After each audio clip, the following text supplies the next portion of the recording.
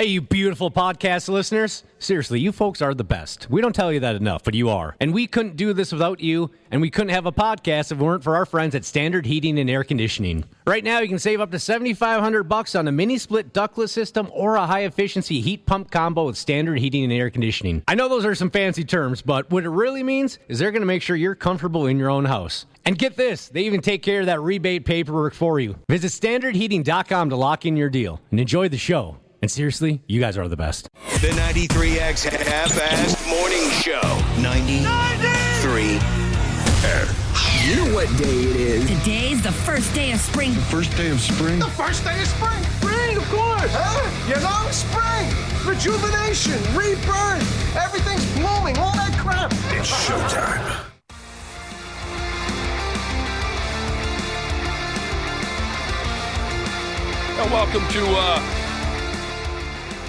Welcome to the first day of spring. Welcome to the first day of spring edition of the 93X Half-Assed Morning Show. All up in here. Spring is cool, right, Josh? Yeah, I like spring. I ain't mad at spring. Not my favorite season, but maybe my second favorite season. Spring is the thing. It is. Spring is a pimp. Your second favorite season. My favorite, of course, fall. You and I have been talking for years about checking out the spring colors in New Hampshire. We've talked about driving up and down. And The fall colors. did I say spring colors? You did. Well, there's some spring colors, too, but fall colors specifically. New Hampshire? Yeah, New Hampshire. Isn't that what we've always been talking about?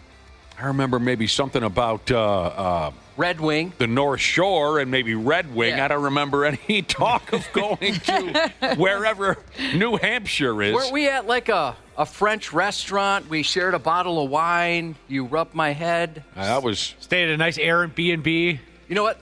That was just an awesome dream I had. That's what that was. it was a It was a dream. fantasy.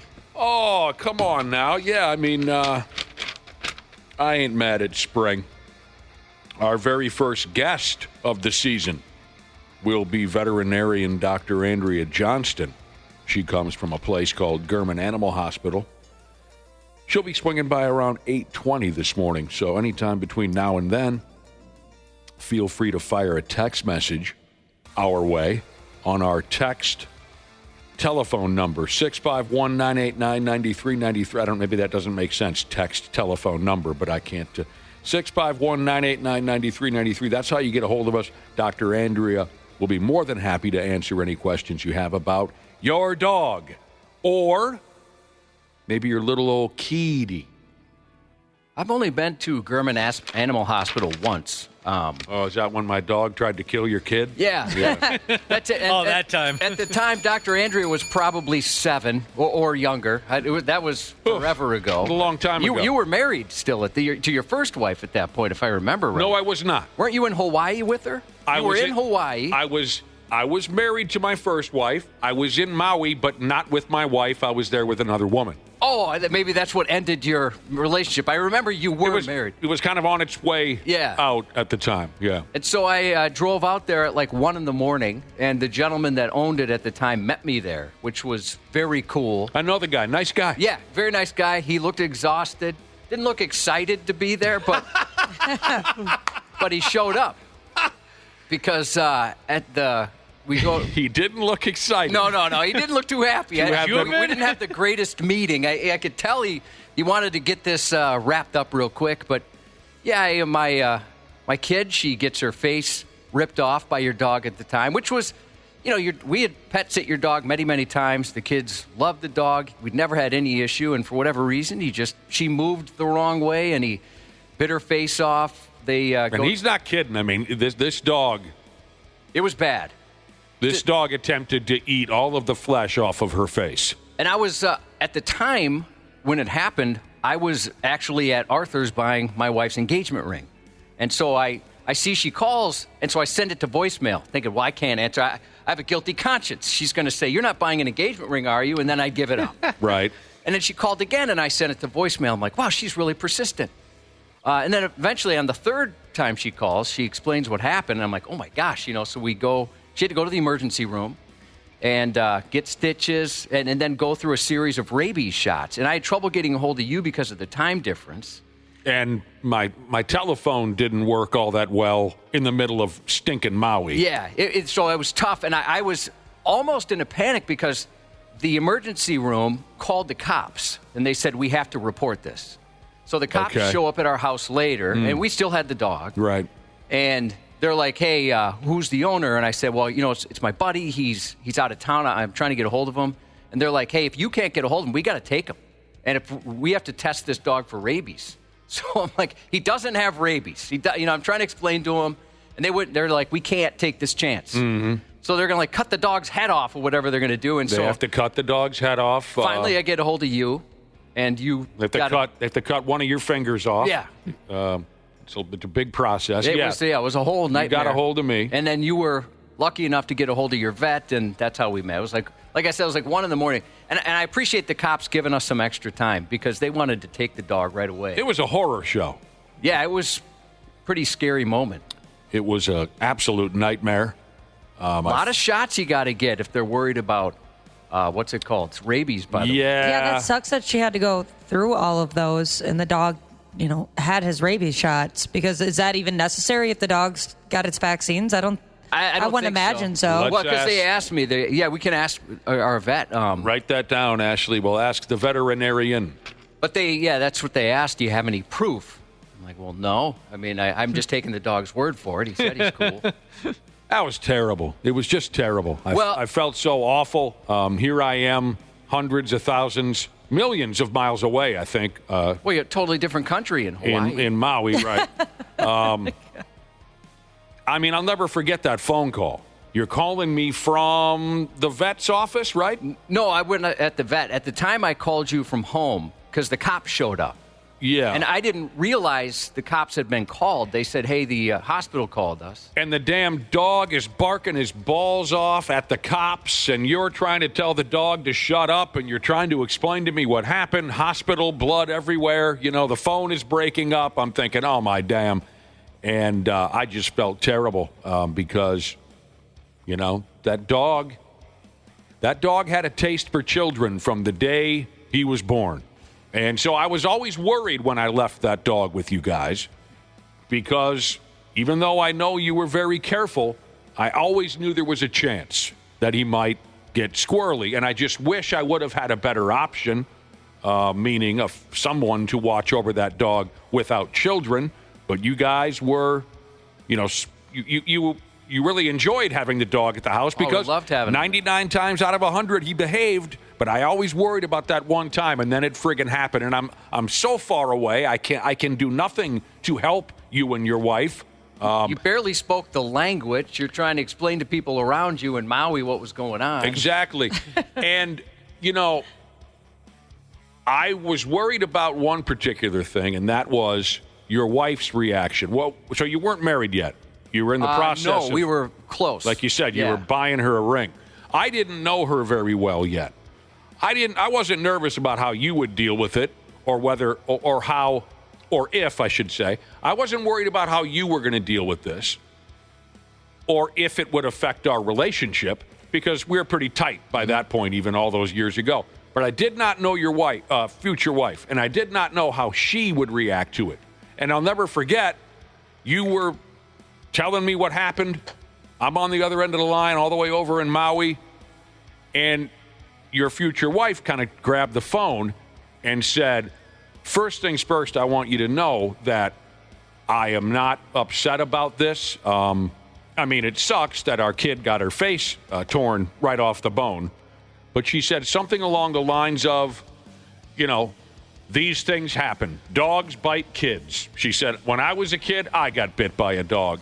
And she said she put the blame on herself, which was ridiculous. But she said, you know what? I dropped my guard. You told us to be careful, and I dropped my guard for a minute, so it's kind of my fault. I'll always be very appreciative of how understanding she was. She Good was for her. Unbelievably understanding. She's very laid back. Yeah. Very laid back on the topic. I don't know if I'd be so chill about it. Good for her.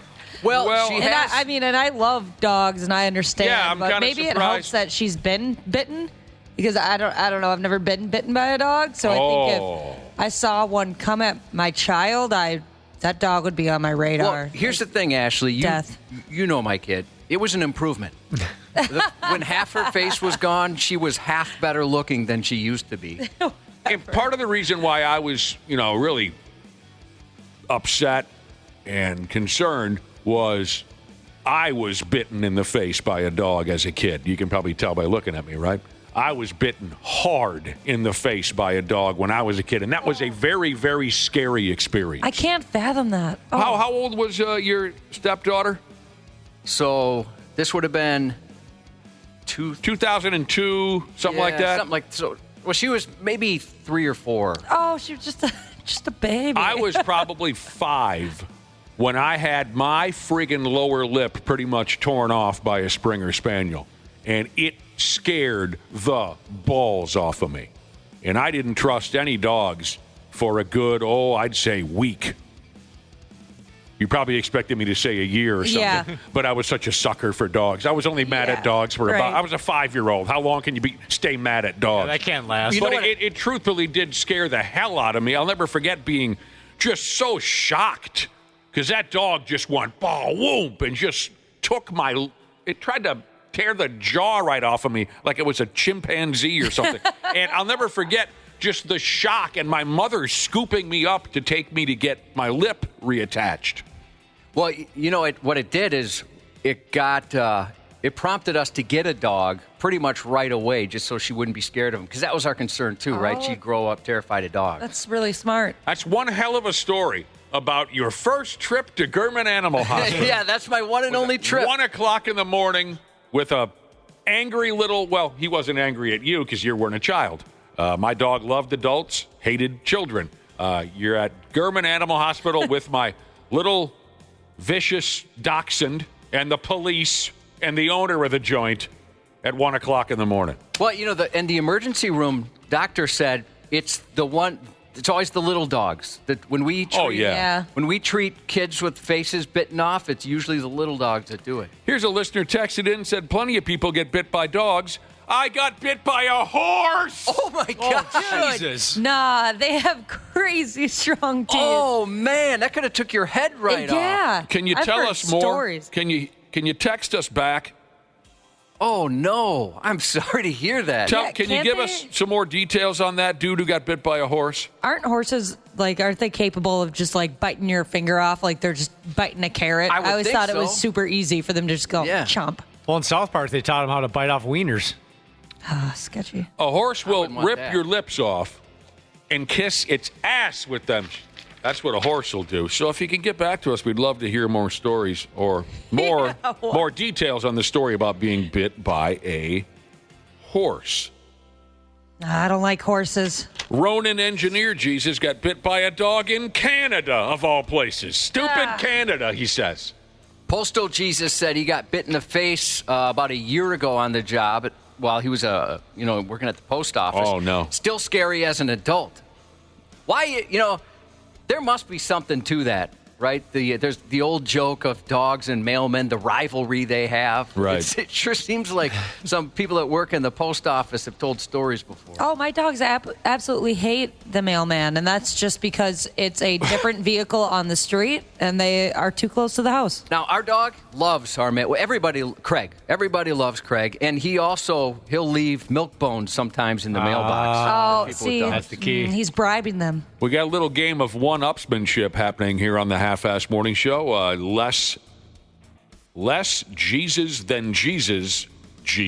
My God, these get difficult, but we appreciate the creativity. He said, bit by a horse, huh? I got bit by a tiger. Dude. What? That's what he tells me. I don't know if he's playing games. How are you in that position?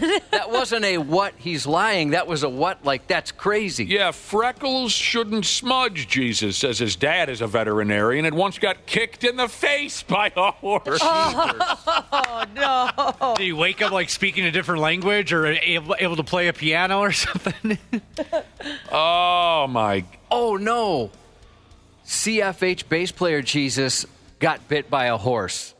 Fly, he said. He got bit by a horse fly. I've heard that's very stingy. Yeah, those hurt really bad. A couple of folks in our listening audience have been bitten by snakes. A cow. bitten by a cow. Oh, yeah. Big rude. Rig Fender's Jesus had a buddy bitten by a cow, and he had to get a bunch of stitches on his hand. I suppose they seem so calm, but I bet, with that big mouth and those big jaws, they can get you. Yeah, that seems so unlike. That's so rude. Maybe Box they're getting toss. revenge for us eating them. Box tossing Jesus got bit by a bird. Yeah. That's ridiculous. Yeah, bit by a bird. I love it.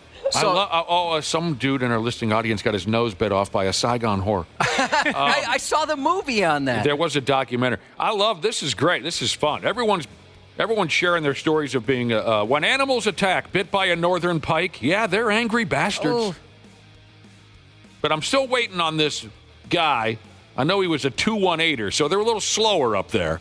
I want to find out more about being bit by a horse or a tiger. If you were serious about that friggin' tiger bite, I'd like to hear more about that. Well, I'll keep looking at the text. Reading all these text messages, Josh, I think you need to get your mom a mouth guard. Oh, no. Ashley. There are a few. It's a daily occurrence, A few people are saying your mother is a biter. And so many people text it. Now I'm kind of wondering if it's true because there's so many people who have had relations, they claim. You mentioned my wife and her love of dogs, and she just yesterday she threatened the sanctity of our marriage because one of our dogs destroyed a brand new door that we bought. He locked himself in the bathroom. Yeah. And, poor guy, he got freaked out and just absolutely, he ate the doorknob, he destroyed the door. And so I simply made a joke about, what would it be like if we just got rid of the dogs? And she said, and I said, what, maybe we're just a house that has 0 dogs. Oh. And she said, I'd rather be a house that had 0 husbands. She threatened me yesterday. Yes, love that. With a divorce. She's a dog nut. Jackrabbit Jesus got bit by his grandkids.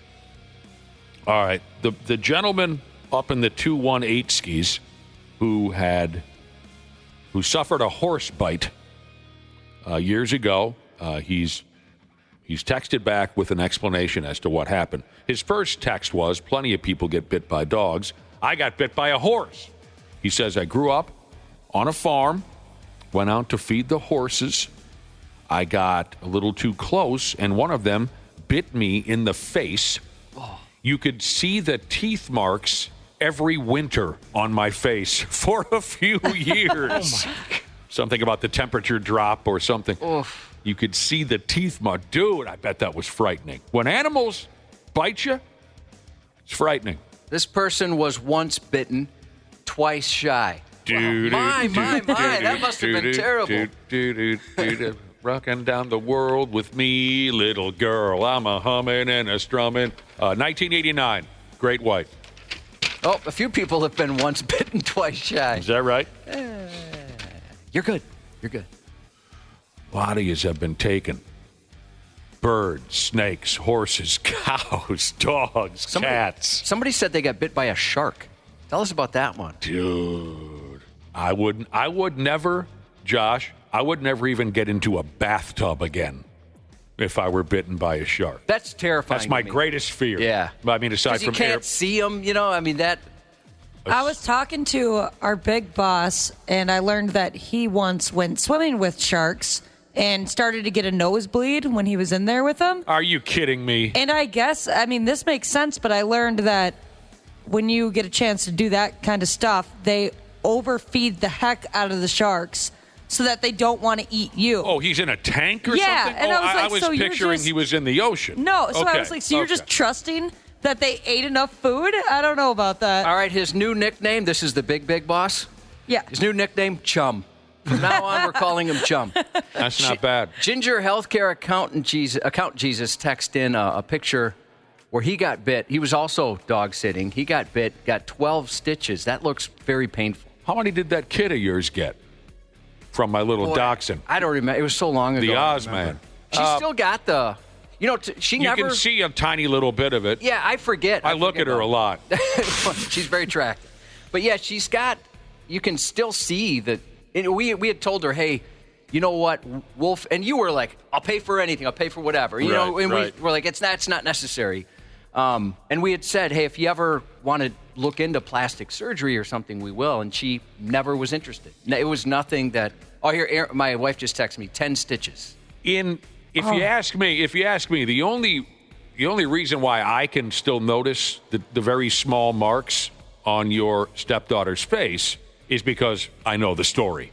I think if folks weren't aware of the fact that she had been bitten, I don't think folks would say, hey, what happened to you? No, it's not I've never super noticed. obvious. It's not obvious at all. Every once She in a had to while. point it out to me, and I was like, oh, yeah, I've heard that story. That's nuts. So our big boss, Chum is the new nickname, got into some kind of a tank at some special aquarium or something and swam with sharks. He's touching them. Did he tell you?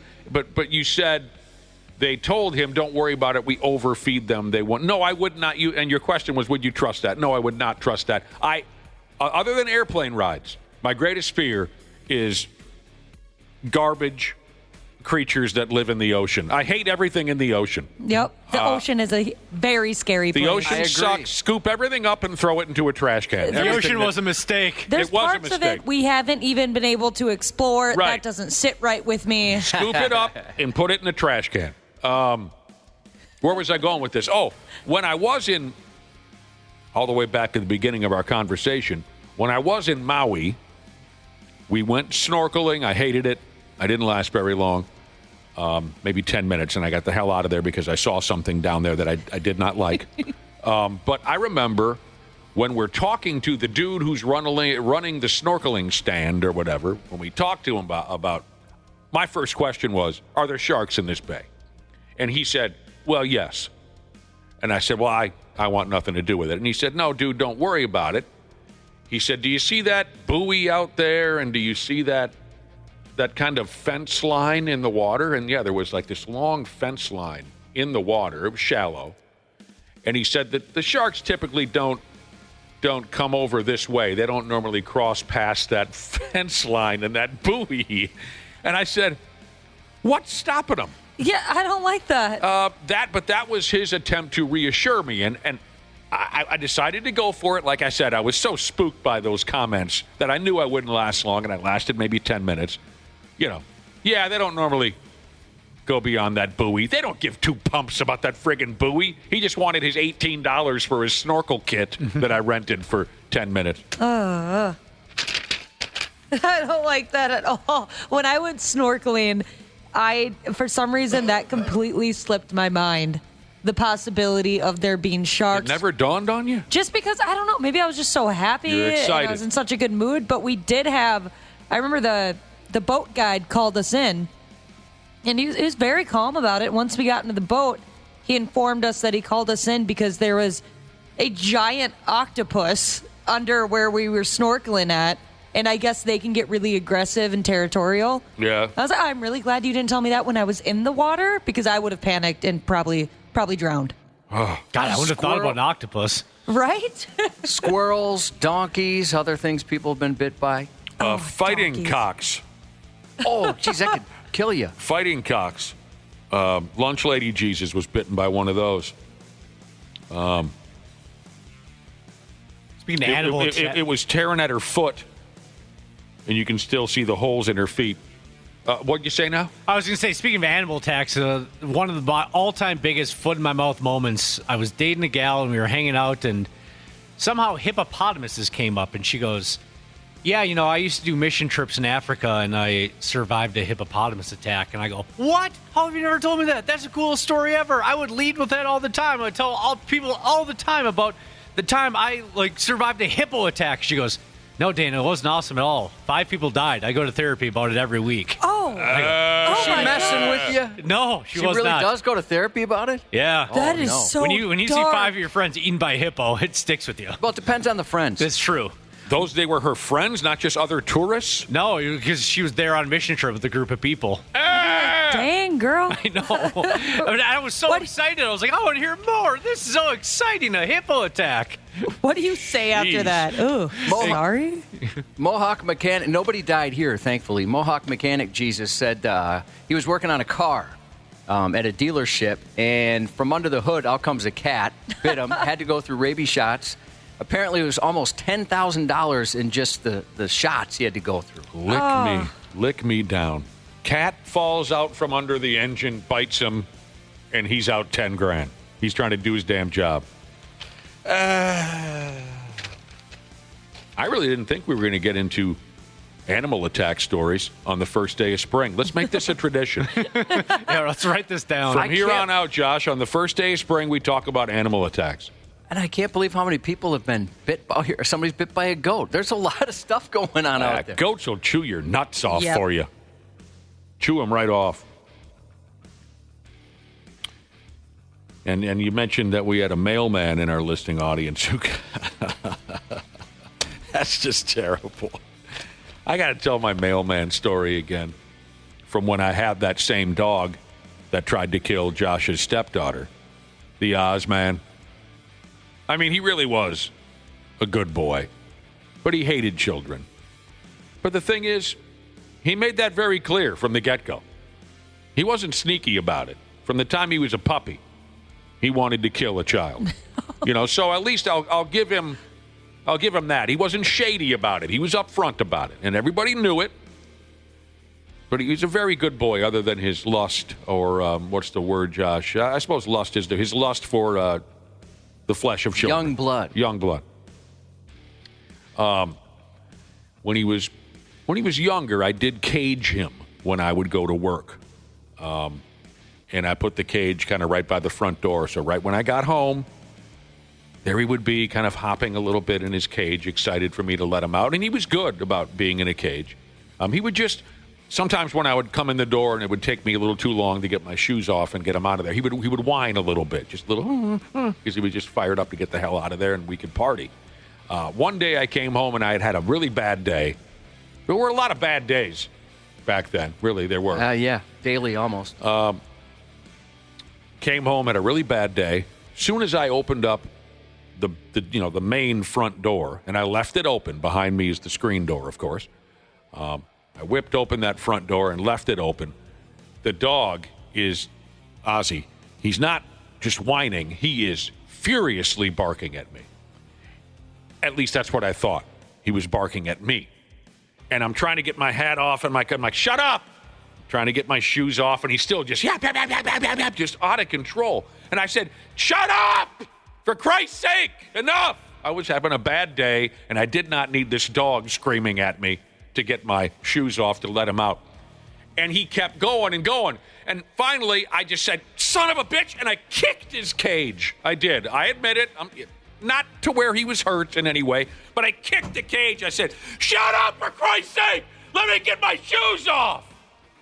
And I looked behind me, and standing at my screen door was our mailman. Did he give you a fist like, nice one, bro? No, he did not. But they're enemies. He looked at me as if to say, what is wrong with you, dude? Oh, no. I never knew the mailman was behind me. The entire time I thought all that dog's anger was directed at me. And the mailman watches me kick a dog cage like a 4-year-old. The poor dog in the cage. Oh, my God. I don't even know what I said to the guy. I opened the door. I took the package. I have a good day. Jesus Christ, this guy's going to call the cops. Yeah. Crazy fish guy Jesus was bitten by a piranha. And I hope this is pronounced correctly, an arowana. I looked that up, and that's a very expensive fish. He was bit by a piranha in arowana? And an arowana, if that's pronounced correctly. I thought we were telling a weed joke or something. Bit by a piranha and an arowana. 2 fish bit him. Well, in the movies, there's nothing left of them. Yeah. No. Surprised he didn't get completely eaten. That fish looks mean. Which one? The arowana. It's got a mean mugging. Yeah, they're nasty. Did bastards. you see, when I Googled it, it said it was like a $100,000 fish. Yeah, what the heck? Why? Who's dropping 100K What's so on a fish? special about this guy? I don't know. 100,000. It does say they're very aggressive. Oh, I'd never heard of that before. I've never heard of that son of a bitch. All right, let's get going. You're a terrific crowd. It's the first day of spring. And our guest later will be Veterinarian Dr. Andrea Johnston. Around 8:20, we'll start taking your text messages, questions about your pets. Don't forget, we want to ask her about rabies shots and whatnot. Like, how many does a kid, how does this, that. We'll ask her about rabies shot. We'll get to the stupid news report here before you know it on the Half-Assed Morning Show. The 93X Half-Assed Morning Show. Hey, you beautiful podcast listeners. Seriously, you folks are the best. We don't tell you that enough, but you are. And we couldn't do this without you, and we couldn't have a podcast if it weren't for our friends at Standard Heating and Air Conditioning. Right now, you can save up to $7,500 on a mini-split ductless system or a high-efficiency heat pump combo with Standard Heating and Air Conditioning. I know those are some fancy terms, but what it really means is they're going to make sure you're comfortable in your own house. And get this, they even take care of that rebate paperwork for you. Visit standardheating.com to lock in your deal and enjoy the show. And seriously, you guys are the best. Jim Rome takes on sports. Why?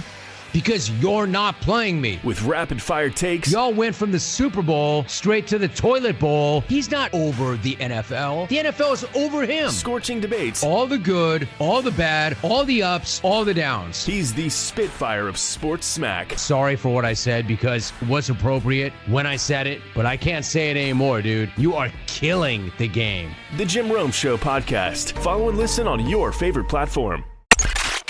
Stupid news on the Half-Assed Morning Show.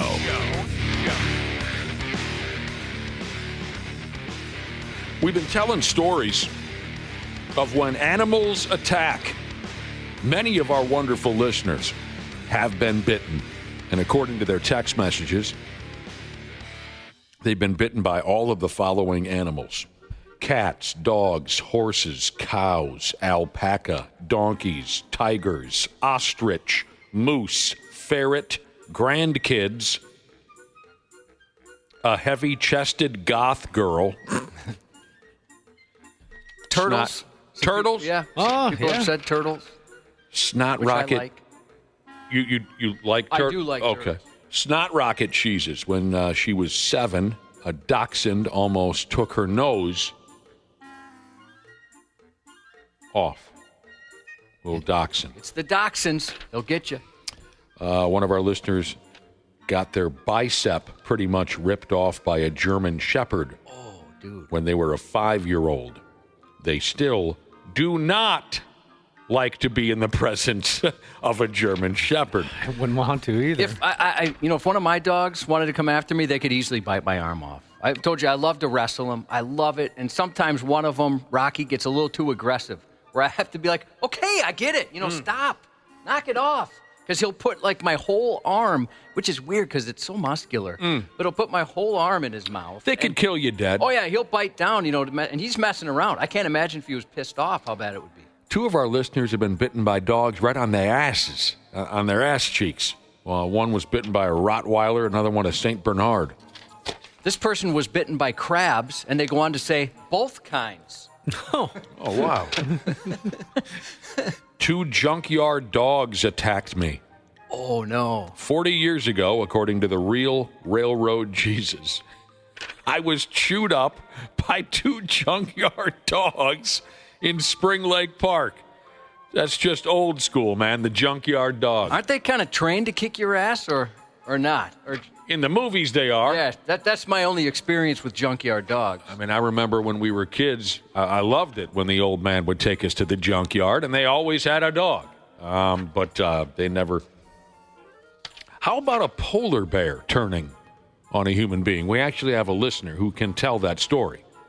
I doubted them at first. Digital Crystal Jesus, and here's his story.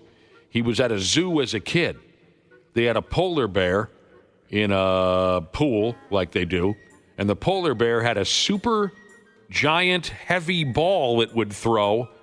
Little Digital Crystal Jesus almost got crushed by that ball when the polar bear overthrew it. I mean, those things kill folks.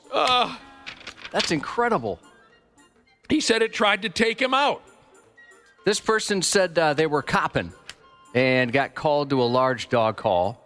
Went there, knocked on the door to see if the people were home. Nobody came to the door, so the cop walked back to his vehicle. And then the dog came up behind him, bit him on the inside of the upper thigh. He said any higher would have got the beanbag, and it left a big mark. I've been scratched, by an excited dog, one of our neighbors once, and I still have the scars on my crotch area. I mean, he went for it. Where exactly? Yeah, let's see him. The bag? No, right around it, right in the suburbs there. Okay. But so just on the outside. Right? Okay. The dog had his paws up and just on the outside. tore I still have scars. Flesh right off of your... It looks like stretch marks on me. That very easily could have gotten your tallywhacker. I was close. And finally... If I had any size, that thing would have been hit big time. Finally, a listener says, I have been bitten by love. Because you have to watch out. Love bites. Your thoughts on that song? I liked it a lot. Now I'm kind of sick of it. Yeah, I'll go along with that. Yeah. This person was bitten by a 120-pound pot-bellied pig once and said he divorced her 2 weeks later. Oh! You son of a bitch bastard. When you make love, do you go ahead and look in the mirror? Divorced her 2 weeks later. There you go. You have a rim shot thing happening there. Who do you think? Big hit in 1988, Def Leppard. What album? Hysteria. All right, stupid news. We're going to get things started. This year's been a problem for years and years and years. In Dublin, effing Ireland, don't you know? 37-some years ago, someone built a statue. You say it like this, statue. Someone built a statue there on the streets of Dublin. The statue of a gal by the name of Molly Malone. The problem is, all anyone wants to do when they see the statue of Molly Malone is molest her. It's terribly inappropriate. They directly molest her boobs. I know we've talked about Molly before. I know we have. In case you're not familiar, the statue depicts a young woman in what they call here historical dress, holding a wheelbarrow. And Molly is stacked. She is, and she's got them out there for you. She's not modest. Stizact. And like Josh said, she's just pouring out of her low-cut top. Yeah, she's no prude. I mean, that is barely above the nipple. Right. I mean, it's really down there. So over the years, so many derelicts have walked up and groped her that Molly's big old cans have become discolored. I'm wondering if you're thinking of, I've seen something like this in person. A friend of mine worked, or maybe, no, he's at a hospital now, but he did some contracting work for the state capitol. And there was an early settler there with her husband, or someone she was dating, and right next to where you could reach her, it would be her left breast is completely discolored. Because, and he told me, he's like, do you have any idea where that would happen? I'm like, I know nothing about sculptures. I have no clue. And he said that's what it was. It was oil from people's hands as they gave her a honk. And apparently so many people did it, it just changed how her breast looked. That's crazy. Guys are such meatheads. Oh, I wonder if he took any pictures. Yeah. I'd love to show you guys. Honestly, I can't judge too much because I'm sure I would take a picture like that too. Well, they don't mind you taking pictures. Would you grab those knockers, Ash? I probably would. Yeah, sure. Especially if I saw other people doing it. I'd be like, oh, yeah, that's pretty funny. Well, it must be tradition here. Yeah, I would think that maybe it was good luck or something. 7 years, good luck if you grab all these knockers. It's funny. It's really funny that you'd say that. Molly Malone's big old statue sweater cannons have become discolored. They now appear gold rather than dark bronze like the rest of her. Folks in charge of things there in Dublin have been hoping this issue would go away for years, but it doesn't. Every damn day, a fresh pile of teenage kids come through town just to handle Molly's lungs. There's been an ongoing campaign in town to somehow protect the Molly Malone statue from perverts and hilarious social media dorks from going to second base on the poor gal over and over and over again. Many locals call it disgusting behavior, what they see from the general public in regards to the Molly Malone statue. I'll give you a little history behind Molly, just for fun. 37 years ago, they put this sumbitch up in tribute to a legendary Dublin woman who sold shellfish in the streets. Fish sold on the street, huh? That's what she did back in the olden times. She would sell shellfish on the street. It's not clear if she's based on a real person or not, but the figure of Molly Malone has come to represent Dublin's working class community. Now, if you believe BS stories, you'll like this here. Some in town say that Molly died of fever back in the day, but then she returned as a ghost, and she still wheels her smelly wheelbarrow full of dead fish through the streets of Dublin to this day. Maybe that's how she got the fever, eating all that fish. Street fish? Yeah. Dude, street fish will give you fever. It will give you gas. It will. Some folks call Molly the tart with a cart because they say Molly Malone worked as a fishmonger by day and as a sex worker by night. I think I'd be more interested in the sex work than I would her street fish. I agree. If I was a paying customer. I know which one I'd be spending my money on back in the day. Yeah. And I know Halloween is a long ways away from now, but ladies, if you're looking to meet a man, you could do a lot worse than wearing a Molly Malone costume out on Halloween. She's bringing something to the table. She is.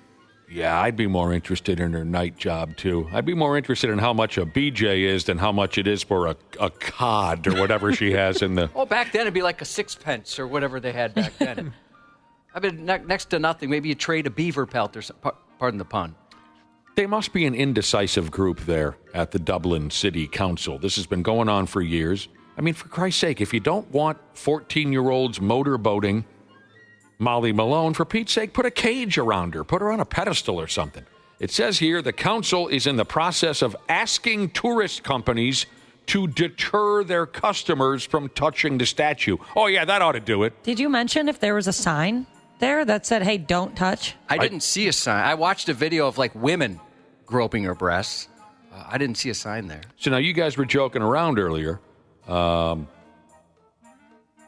check this out. It's not just social media dorks and perverts and teenagers in general that want to get a handful of those gorgeous mounds that Molly Malone is hauling around town. Someone started a rumor years ago that if you get a feel, it will bring you good luck. Irish folks, right? They love that good luck, bad luck gimmick. Yeah, they've got a lot of stuff like that.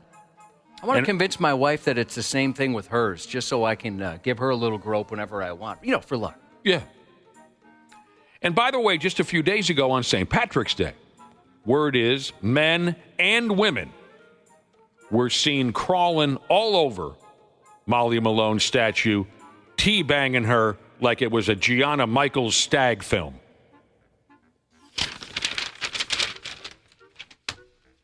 I get it. Seeing something like that, you want to touch it. So when bank teller Jesus learned that Molly would sell fish by day and then hook herself up at night, she said it's street fish either way, no matter which job she's at. Street fish.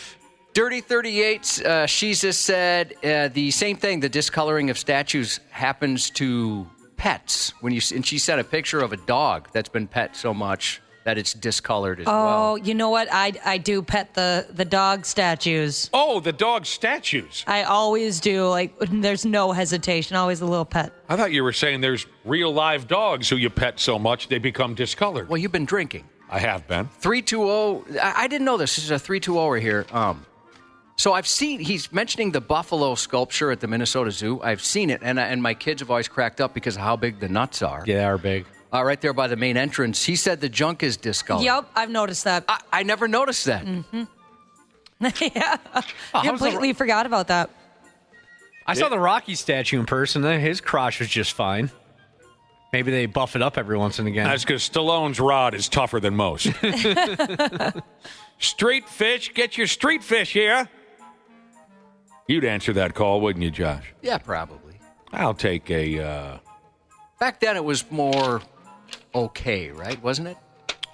What was more okay? Prostitution. I mean, wasn't it all right, or was it not okay? I guess I don't know. I'm not sure how they reacted to prostitution in the 1600s. I thought maybe back in those days they'd just beat you to death. Oh, maybe. I don't know. Well, now I think about it. Yeah, I think we're way more open about it now than we were back, especially in Ireland with all that religion going around. I would imagine you weren't very popular in town if you were a hooker. Yep. All right. Nobody knows how to behave anymore at historical sites or anywhere else for that matter.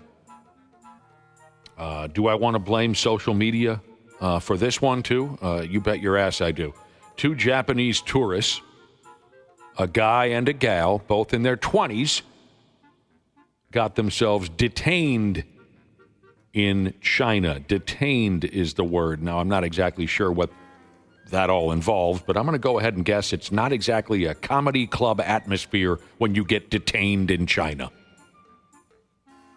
And they were, quote, detained for 2 weeks. So again, 2 Japanese tourists, a guy and a gal in their 20s, got themselves detained in China for 2 weeks. And then they were smooth deported because they were taking naked ass pics at the Great Wall of F Me Runnin' China. Wouldn't you worry that they just put a bullet in you right there in China? Yeah. Yep. They do things time. differently. They do. I read enough spy novels to know they do things differently there. Spy novels. Cool. So from what I can understand here, the dude was hauling his ass cheeks out the back of his pants there at the historic Great Wall Ski. And his very likely scorching hot Japanese girlfriend was taking cell phone pictures of his ass. And you see where they went wrong here, Cubby. Exposing the lower half of your body in public is against the law in China. Chinese authorities said, this ain't the Apple River, they said. You can't just be hauling out your lower extremities whenever you want to. This is not the Apple River. Ew.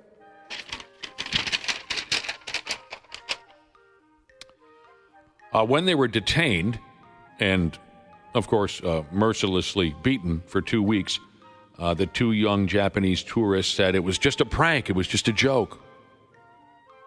But the Chinese cops and whatnot, they do not find that kind of thing funny. They wish they could, but they cannot. Chinese folks straight up came uncorked when they heard about this bit. And I don't think the Chinese and the Japanese folks like each other too much in general, but I don't know. And then, of course, hateful, awful, cowardly comments were traded back and forth online. So these two, probably like you said, Josh, they're probably lucky they didn't just get a, at least a tranq dart to the jugular or something. Now, I don't know if this is true. Again, this is from a spy novel, but I've heard there's been cases where, you have a very speedy, quote-unquote, trial, and then they put a bullet in the back of your head, and then they bill your family for the cost of the bullet. Now, these are fiction slap novels. in the face. That's what Brad Thor, one of my favorite authors, Brad Thor, taught me in one of his books. So I have no idea if that's true or not. I'm sure someone in the Brother or Sisterhood would know. By the way, thank you so much. People are texting in some statues they've seen where the genitalia is discolored from people touching it all the time. Apparently, we need to take a trip to Farmington High School. Yeah, I've been to Farmington High School, and I didn't realize they had a tiger there that was all groped and whatnot. Balls are all shiny, they say. Humans are we're gross. We're all gross. At a high school, they put up an animal statue with balls on it? That's a bad call. Yeah, what are you doing? They really did that? There's balls hanging off of it? Multiple text messages have said that. Yeah, there's a tiger at the Farmington High School that's anatomically correct, and the balls are a different color than the rest of it. Yeah, I mean, did you just say, Josh, you're asking for trouble? Yeah. That's like that or a middle school. What are you thinking? Mm-hmm. In my hometown of Wayzata, for many years, there was a billboard right as you get into town on Highway 12. If you're going west on Highway 12, right when you get into Wayzata by Village Chevrolet. For many years, there was a billboard, and also there was a horse statue, I guess you'd call it. And it had light shining on it. I don't know what it was advertising. I don't remember. But for many years, it was like a reeling horse up on its back legs, right? And it had a big, fat horse dong. And so all the high school kids, every year it was a tradition, kind of like the Spooner Blows thing out in Wisconsin. Every year the high school kids would climb up on the billboard and paint the horse's rod blue and gold, our school colors. So as a kid, every time we'd head towards home, I'd wait to see, did they color the dong yet? They finally took that. Some bitch was up there forever. And he was gifted. Get in the car, kids. We're going to go take a trip to see the painted dong. Mm-hmm. Air Filter Jesus said after nearly 25 years of marriage, he can safely say his genitalia is not discolored. And he said if there ever is any discoloration, it's due to a condition of some sort. Well, wouldn't that be something if that happened to us? The more it gets touched. It's just all of a sudden, the more it's colored differently than the rest of your body. Natural skin tone just disappears. Discolored, however you want to put it. Oh yeah. And what if there was different colors for whether it was you that touched it or other people? And then, so if somebody saw you naked, they could tell. Yeah. That guy whacks it. It's embarrassing. Yeah, because you'd probably have to balance it out so nobody knew. Right. That'd be very interesting. Some people are texting in wondering, are any of the statues at Target Field worn down? Are people dry humping Kirby Puckett? Or I bet that Sid Hartman statue has some wear and tear to it. Sid or Calvin Griffith or any of the I've never looked closely enough. I've never thought to inspect such a thing. Yeah, I don't think so. Did Mauer have a statue last year, this year? When's he getting a statue? Was it last year? Well, they debuted it at least they said what it was going to look like. I don't recall. I'll find out. Well, I guess we'll all find out here this summer. All right, this is a hell of a deal. I'll tell you this right now, Cubby. If I ever take a boner pill, I want to know that I'm taking a boner pill, because that stuff can be scary. It says here now, an instant coffee mix sold in Malaysia or some godforsaken place like that.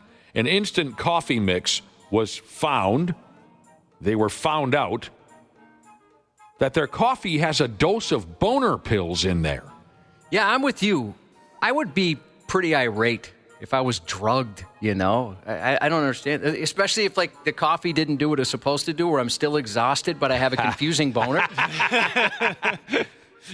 I think it'd be normal to be upset that you're getting drugged without your knowledge. This instant coffee has an erectile dysfunction drug in their summers.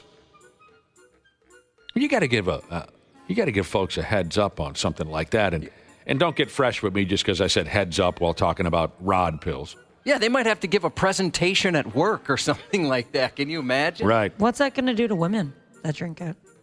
They don't mention. Must not have any terrible side effects on the women's, or else I imagine they would have dumped it here into the story. But I don't know for sure. I don't know.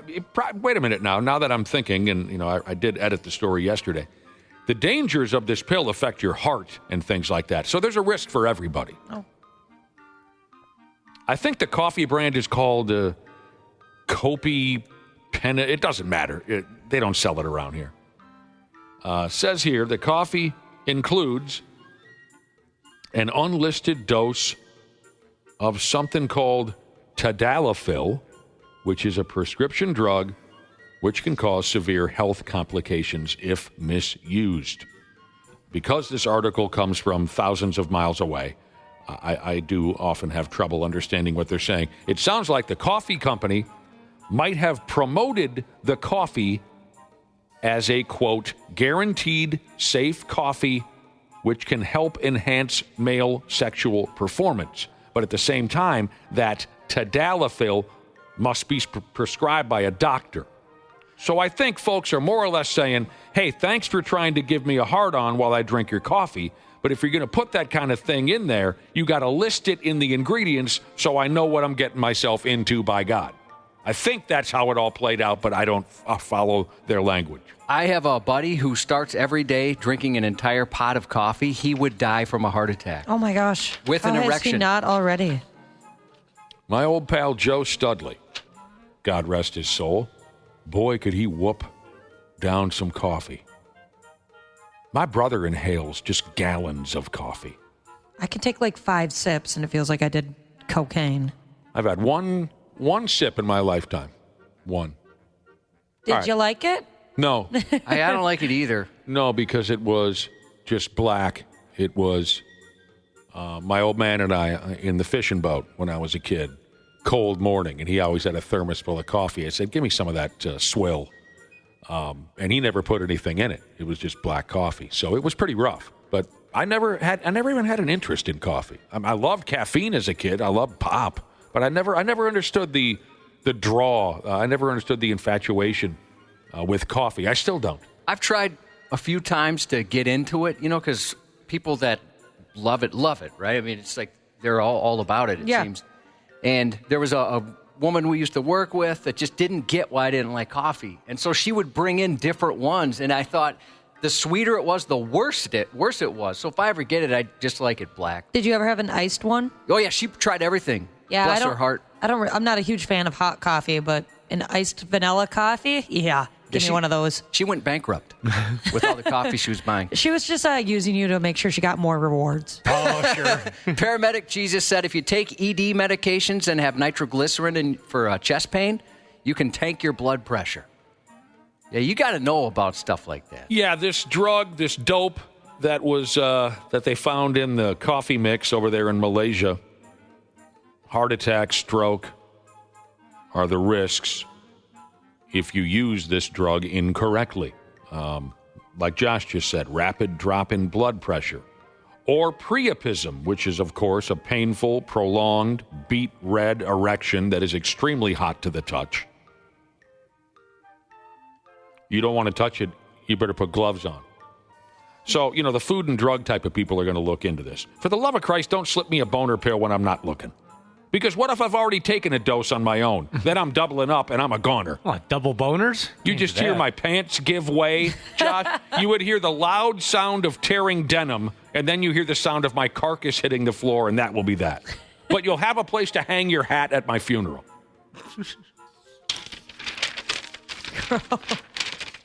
On the topic of the discoloration of your genitalia based on if you are the one responsible for all the skin-to-skin contact or someone else. Sure. Apparently there's already something for that. Wisco liquor truck driving Jesus said that Cheeto dust is the dead giveaway. If there's Cheeto dust on it, you're a masturbator. All right. There's no reason really to get into this because the details are ridiculous and boring. But I'll go ahead anyway with a little bit of information. Some dude from Welsh. Did I say that right? Yep. Some dude from Welsh. He's upset because he wants government funding to create a new company for himself, okay? He wants to set up a Welsh version of the Ghostbusters. But the local government doesn't want to give the guy any money for that because it's obviously friggin' stupid. I think it sounds fun. That's what they say now. I like how serious he is about this. I read a lot of his quotes, and this guy's obviously insane. Yeah, he's a tad on the goofy side. I did not understand much of what he had to say, but there is one funny quote from the guy. He said, again, the government turned him down. He wanted a loan from the government so he can create the Welsh version of the Ghostbusters. He said, that's what's wrong with this bloody country. A distinct lack of ambition. They'd rather I sit at home wallowing in anxiety and watching loose women than make something of myself. Dude, what? I don't know. That's kind of like what we were talking about the other day where somebody throws out a ridiculous scenario, right? To say, this is apparently, that's what they want. Yeah, that's what the government was hoping for. They want me just to sit home and jack it. That's all they want from you. They don't want any real ambition. Sorry, dude, but I agree that it's probably a better option to turn you down than allow you to run around town with a weapon on your back attacking imaginary ghosts. Sorry, but I'm with the government on this one. Well, yeah, because who's paying for it? Taxpayers. By the way, people are saying it's called Wales, not Welch. I don't think so. No, you're going to have to Google that. The country is called Welsh, and if you're from there, you are Bohemian. Makes sense to me. This here final story is so damn sad and terrible and unnecessary. I hate to even talk about it. We've mentioned once or twice here on this program about one of the many effing awful social media gimmicks. This one here is called mukbang, where young people get themselves a TikTok page or whatever, and then they just rake down piles and piles of food, and the more you eat, apparently the more people love you, and the more clicks you get, and it escalates into something straight up ridiculous and dangerous. A 24-year-old mukbang video kid has gone ahead and died from what they call here obesity-related complications. Oh, wow. I saw pictures of the kid. It's one of the most depressing damn things I've ever seen in my life. He was, like a lot of young people, desperate to be noticed on social media, and he got noticed, but in the end, it killed him dead. Desperate enough to risk your own life. What in God's name are we doing? What are we doing? I mean, it's kind of shocking how many people watch these videos. Millions. He had millions and millions and millions of views, this guy. I looked up the appeal, and it said some people find, for some reason, a sense of community watching these. Some people like the sound, like the ASMR type thing. Oh, God. Other people who they wish they're very restrictive in what they eat, so they're kind of living vicariously through this person. Yeah, last time we talked about something like this, I told you guys that I used to watch, similar videos, not very, heavy obese people doing it, but just regular people doing it when I suffered from an eating disorder. It was something like, I can't eat, but I enjoyed watching other people eat. And also some of it is the South Korean ones, it's usually very pretty girls. So they enjoy watching that. Oh, what? Those have came across my feed before. Yeah. What are we doing?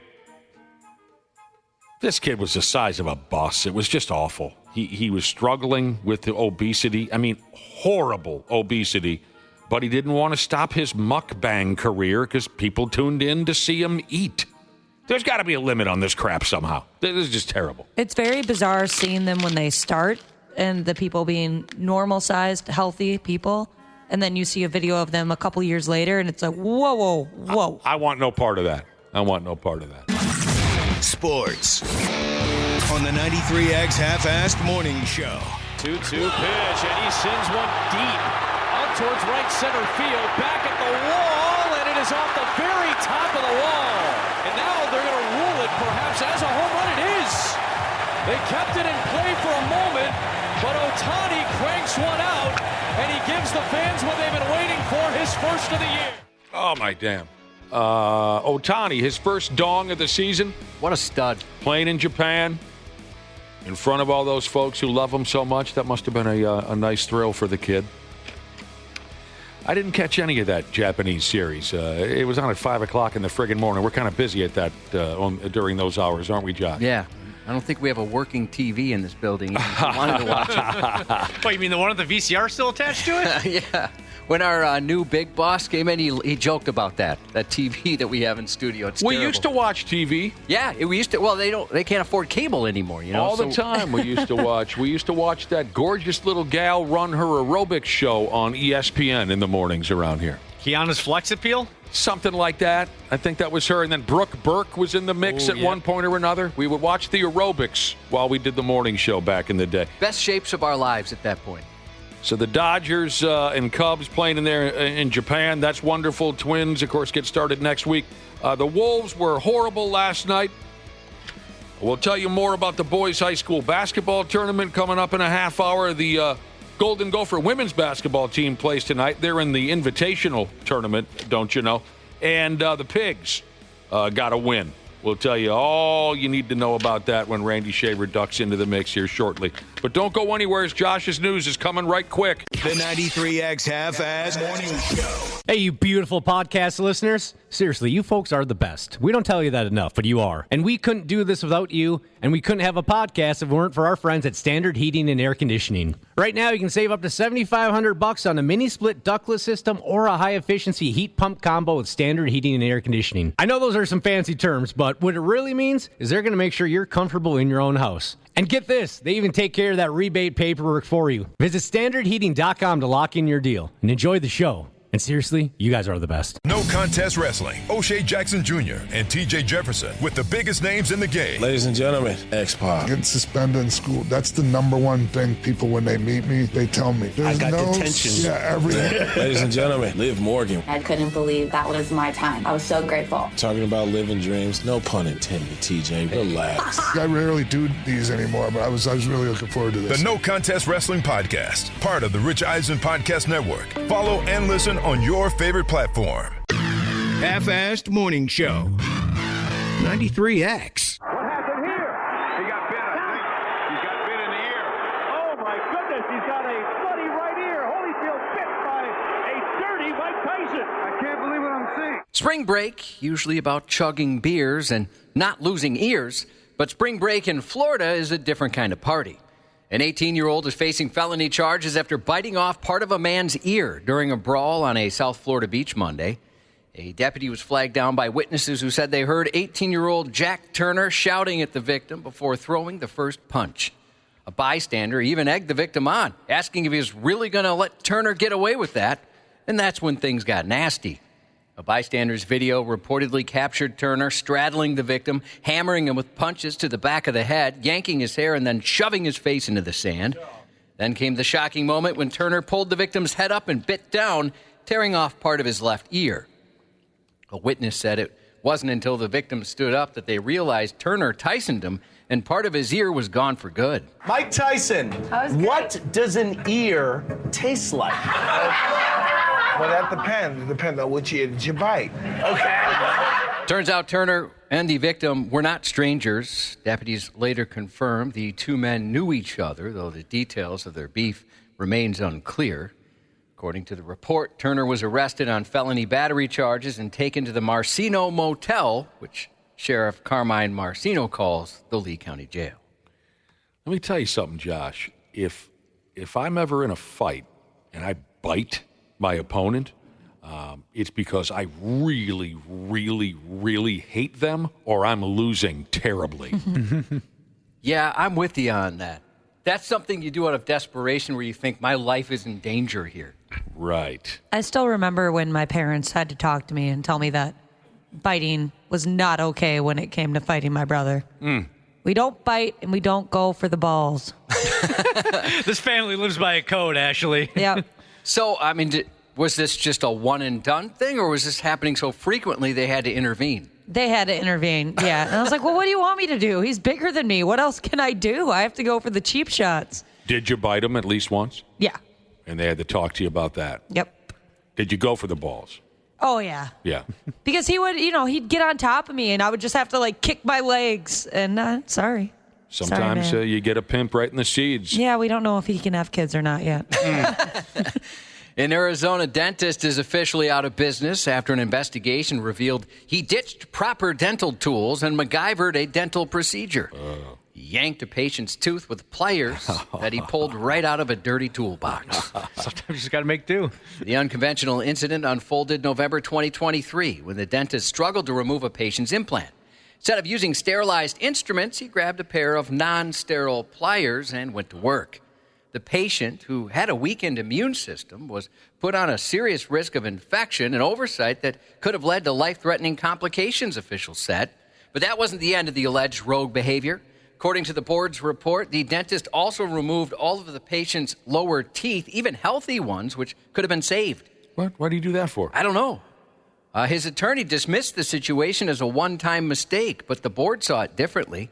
They revoked his license permanently, yanking his license like a loose tooth, ensuring he never uses a dental chair as a workbench again. His attorney telling the board he made an error in judgment, but his actions didn't end up harming the patient. The dental board not buying it. Despite lawyering up and claiming the patient was very happy with the results, the dentist couldn't convince the board to let him keep his license. He just tore out the whole bottom rack, huh? Yeah, everything. Ouch. Maybe pulling teeth is like bubble wrap, where once you do one, you want to just do all of them. My brother, I've told you before, has done some pretty solid amateur dentistry work on himself. So if you're ever in a pinch, I imagine he'd do it for, I don't know, maybe dinner at Applebee's or something in trade. I like pulling teeth. think that's fun. I like to be the parent that is the teeth puller. Okay. I like to do that. Obviously, with no children, I've never experienced such a thing. How many have you pulled loose now in your question. fatherhood career? Probably under 10, but maybe close to that. And what's the gimmick? Do you go with the doorknob and the string? No, either if you can't pinch it out. I did use pliers once, and my wife looked at me like I was a psychopath. Oh, pliers. I mentioned it to the dentist, and he's like, I've done that with my own kids. Oh, so I was kind of surprised. I mean, it probably was more about the dude not cleaning the pliers and pulling out teeth that didn't need to be pulled out. But like I said, my dentist was cool with it. When we were kids, the old man used the string and the doorknob. And then, of course, he'd tell you he was going on 3, but he'd go on 2. Smart. Yeah. Scientists believe humans might be able to regrow lost teeth within the next 5 years. Great news for the NHL. Japanese researchers at Kyoto University Hospital have begun human trials on an experimental drug they believe can trigger tooth regrowth, aiming for public availability by 2030. The trial follows years of research on an antibody to inhibit tooth growth in ferrets and mice, suppressing the antibody that led ferrets to grow an extra front tooth, suggesting the potential for human regrowth. Regrowing teeth, huh? The idea of growing new teeth is every dentist's dream, the lead researcher said, expressing confidence in making it a reality soon. Researchers believe humans lost the ability to regrow a third set over time, but this drug could reactivate it. Well, I might need that someday. Yeah. You know who's really probably excited to hear this is my buddy Todd. Is he missing some? He ain't got one in his yap. Oh, is he the guy that chose just to get dentures? Yeah. Yeah, he had some mangled teeth, no question. Went to see the dentist, and the dentist said, yeah, I can pull that one out and straighten that one out, and I can help you, Sure, no problem. And the dentist said, that'll be, blankety blank amount of dollars. And Todd was so offended by the price, he said, pull all of them. And the dentist said, you have 80% healthy, normal teeth. And he said, pull them. Wow. Yeah. A little bit dramatic, but. How old was he again? I don't know. In his 30s. Yeah, not like a dude in his 70s. Or... In his 30s, I think. I don't know. Maybe early 40s. But young enough where that's an odd decision. Yes. Oh, he's so different. So different. But that's what makes him one of the most ridiculous characters I've ever had the pleasure to spend time with. Michigan police had an unexpected teeny tiny rodeo on their hands when they were called to wrangle a mischievous miniature horse which decided to go on a St. Patrick's Day adventure. The Brownston Township Police Department reported the pint-sized party animal was spotted trotting through a residential neighborhood Monday evening looking to party. St. Patrick's Day brings out some wild behavior, so our night shift was on high alert for suspicious activity, the department joked on social media. They also shared photos of the tiny troublemaker, adding, this guy had a little too much fun on St. Patty's Day. 17, we are secure with our suspect. Hi. I don't know what to say at this point. Hey, boy. Dude, we got to, let's go take a photo of this. Dude, this is a bucket list thing for sure. No word on if they found the small equine's owner or just how many green beers it got into. Dang. I love their excitement level. That was so pure. Yeah, it had to have escaped a frat or something, right? Yeah. A dramatic crash in a Los Angeles area neighborhood went from pile up to polite when a handcuffed driver was allowed to use the restroom inside the very home they had just slammed into. Late Sunday night, after a silver four-door sedan barreled through a front yard and crashed into the side of a house, leaving a gaping hole in the wall, video from the scene showed the car managed to mangle the front, and debris scattered across the lawn, as well as the home's new John Hamm-sized glory hole. In a surprising moment of humanity, the homeowner permitted the driver, who was in handcuffs at the time, to use the restroom, which was nice. Police say the driver triggered a gas leak at the home, forcing residents to find a different place to sleep for the night. Authorities are also looking into whether the woman hit a parked car nearby. Authorities have not yet confirmed whether drugs or alcohol played a role in that crash. What's your guess on that one? I'm going to say yes. One or both definitely played a role in that crash. They let the guy take a squeege. Yeah. I mean, the homeowner was like, all right, yeah, if you got to go, you got to go. Hell no. I've let a delivery driver do that once.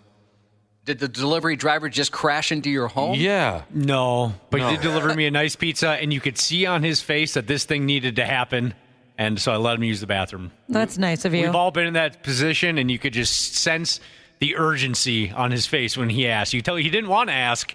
He didn't want to be in that position, so I helped the guy out. You're a true humanitarian. Thank you. It was my good deed for the century. You do understand the difference here, though. Of course, yes. If you ever wished for a loving, experienced grandma who won't just watch the kids, but also make sure they eat their veggies, mind their manners, and maybe even learn a life lesson or two, Rent a Grandma has you covered. Rent a Grandma? That sounds like this could go terribly wrong. The Las Vegas-based business provides nannying, babysitting, in-home care, cooking, and domestic staffing services, all with a warm, grandmotherly touch. For 16 years, I've been caring for newborns and their families. Now that my daughter had another grandbaby, I realized this is something that the community definitely needs. Founder and CEO Diane Mayer came up with the idea when her first grandchild was born and realized the world could use more seasoned, no-nonsense caretakers who know their way around a tantrum and a stovetop.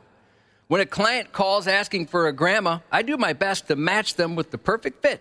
Someone who suits their needs, location, and schedule, Mayer said. It just feels good that I've given back and made somebody happier. Each grandma undergoes a thorough background check and CPR training to ensure the highest level of care and safety. Since opening, the service has welcomed 25 grandmas, all ready to lend a veiny, wrinkly hand. Rates vary, Mayer said. Most services are priced around $25 an hour. I would hope that also the clients are being background checked. I'd worry about grandma, wouldn't you? Yeah. That is cool, though. It's sweet. I don't know. I think Mrs. Doubtfire can stay home. You know what I mean? My parents used to, I don't know if there was any truth to this, but I didn't grow up with grandparents. My grandparents died when I was pretty young. And they would always say, no, not at all. My parents would always say, like, we can go to a nursing home and you can, like, rent a grandma, basically. So that you can, like, go there, I guess, and, visit continuously. And I never did it, but they always said that was an option. They'd drag you around the old folks' home. Man, what a gimmick. A Florida high school went into lockdown last week after a woman reported a social media threat she claimed she saw online, except that never existed. The 21-year-old caller claimed a man had threatened to shoot up the school on Snapchat. Investigators tracked that man down, but he denied ever making the post. Hours later, police gave the all clear. No danger, no threat, just some goofball stirring up trouble for attention. Police arrested the woman for misusing 911 and interfering with school administration.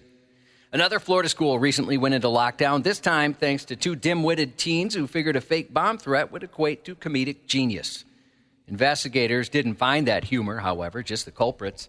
They tracked down the number back to an 18-year-old who quickly admitted to making the calls. He also just as quickly ratted out his friend, also 18, who he claimed gave the principal's number to him and dared him to make the threat.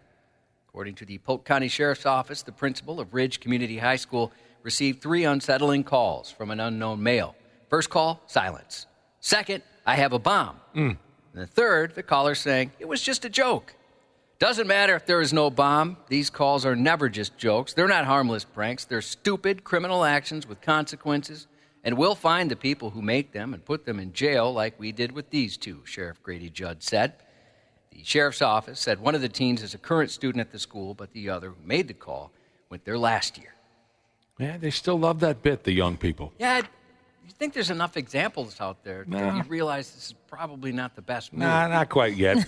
Yeah, my fiance's elementary school is on lockdown this week because of a threat. There's always a couple kids. There's always going to be a couple kids, Josh, that convince themselves, no, we'll get away with it. I like it how the kid's like, hey, it's not really on me. I was dared to do it. You understand. Right. I couldn't turn it down.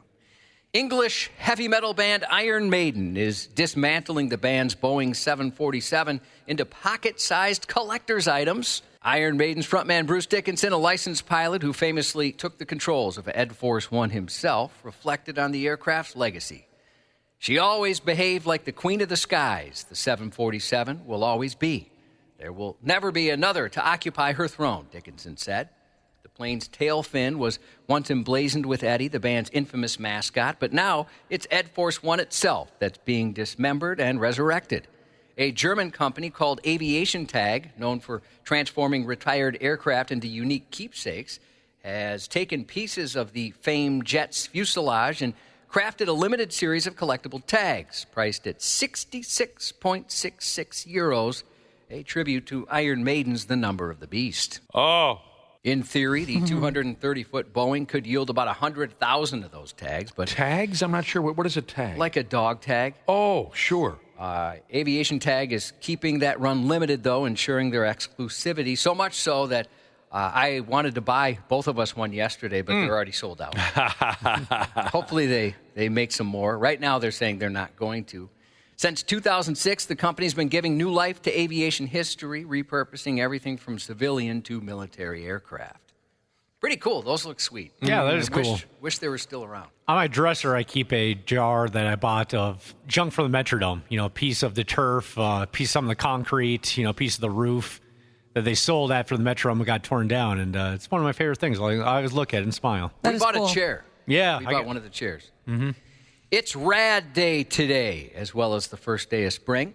The new movie, A Rad Documentary, is now in theaters. The official documentary about the 1986 cult classic BMX movie Rad features exclusive interviews with cast, crew, and the BMX legends who performed the stunts. This is one of your all-time favorites. I love that movie. I've probably seen that more than any other movie. Never saw it.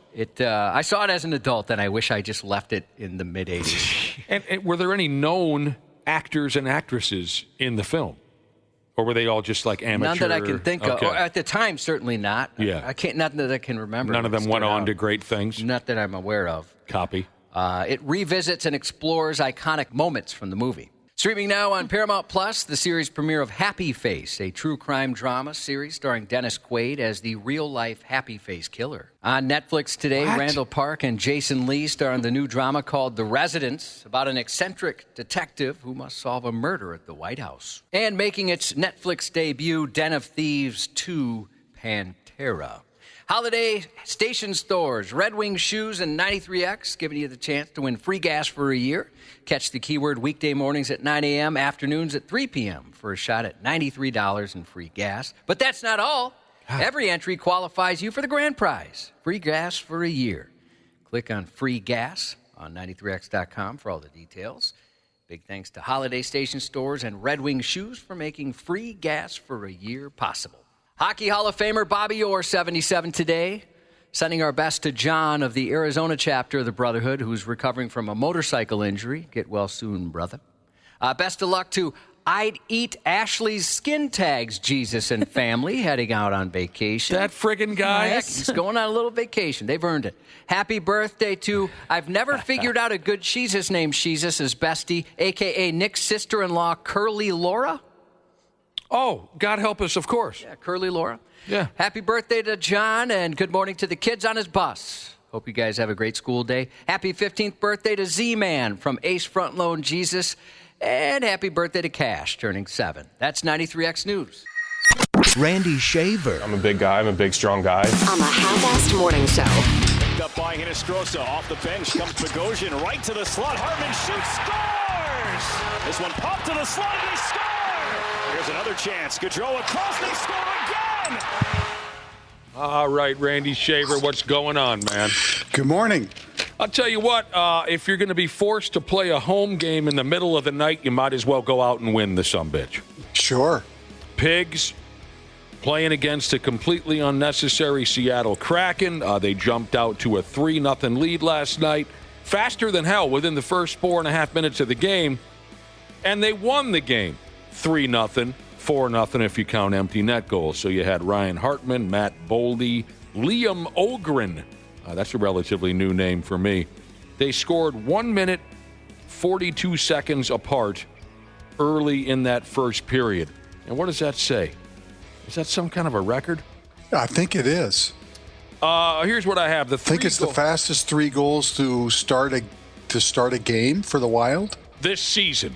Season. It could be the Pigs' all-time record, but I do know for sure it's the fastest 3 goals to open a game this season. Old broken down Phil, the goaltender, 34 saves. That's his 5th shutout of the season. And the Boldy had to be a punk about it and score an empty netter.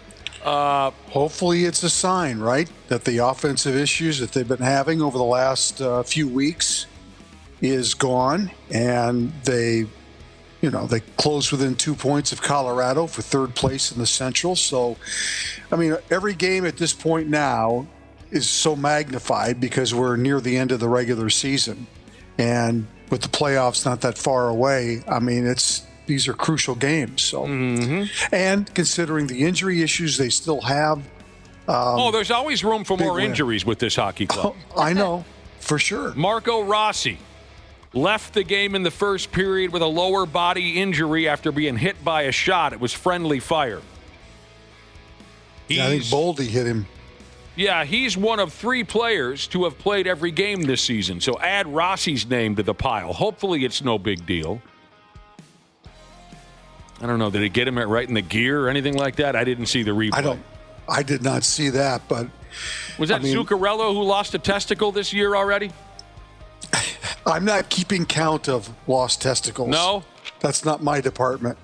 I thought that was Zuccarello who had his back It might be. broken in half by... We need Marcus back, too. We need something to talk about, too. Marcus, hopefully he'll be back by the time we wrap with him next week. Yeah, you Upper mentioned body injury. He's dealing with an upper body injury. Right. Okay. You mentioned their lack of goal scoring lately. Prior to their 3-goal outburst last night, the Pigs hadn't scored a first-period goal in 7 games. That's crazy. It shows you how important the Russian kid is, Eriksson, Ek, Brodin, all these guys. Yeah. Up next on Saturday, the boys are at home against Buffalo. It's a matinee, too. Oh. Right? It's like a 1 o'clock or 2 o'clock or something. Yeah. I think so. All right, I believe I have everyone's bracket. I love matinees.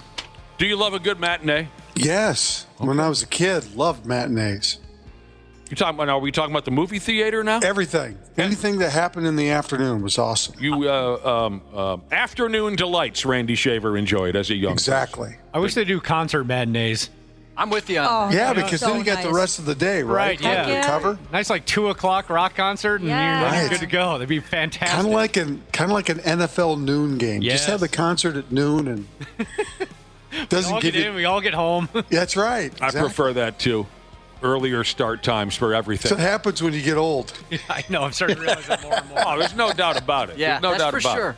I want things to start around 3, 4 in the afternoon. Yeah, exactly. A couple weeks ago, we had some friends invite us for dinner, and they wanted to go at 8 p.m. That is ridiculous. Gosh, ridiculous. It infuriated us. That makes no sense. I'm closer to eating breakfast the next morning when it comes to 8 p.m. than I am eating dinner. It's so funny that you get to a certain age, but I am so locked into having dinner between like 4:15 and 5 o'clock. I love to have it done and out of the way. Same here. It's awesome. I mean, hell. If you would have penciled me in at center on the 3rd line last night, I wouldn't have gone to the XL Energy Center. The game started at 5-9. That's crazy. It's these friggin' stupid television schedules that keep screwing us, and we're gonna get screwed. We're gonna get screwed again in the playoffs. Timberwolves and Wild. Right. We're gonna have home games starting at 9 o'clock. It is such a friggin' ripoff. I got everyone's bracket now.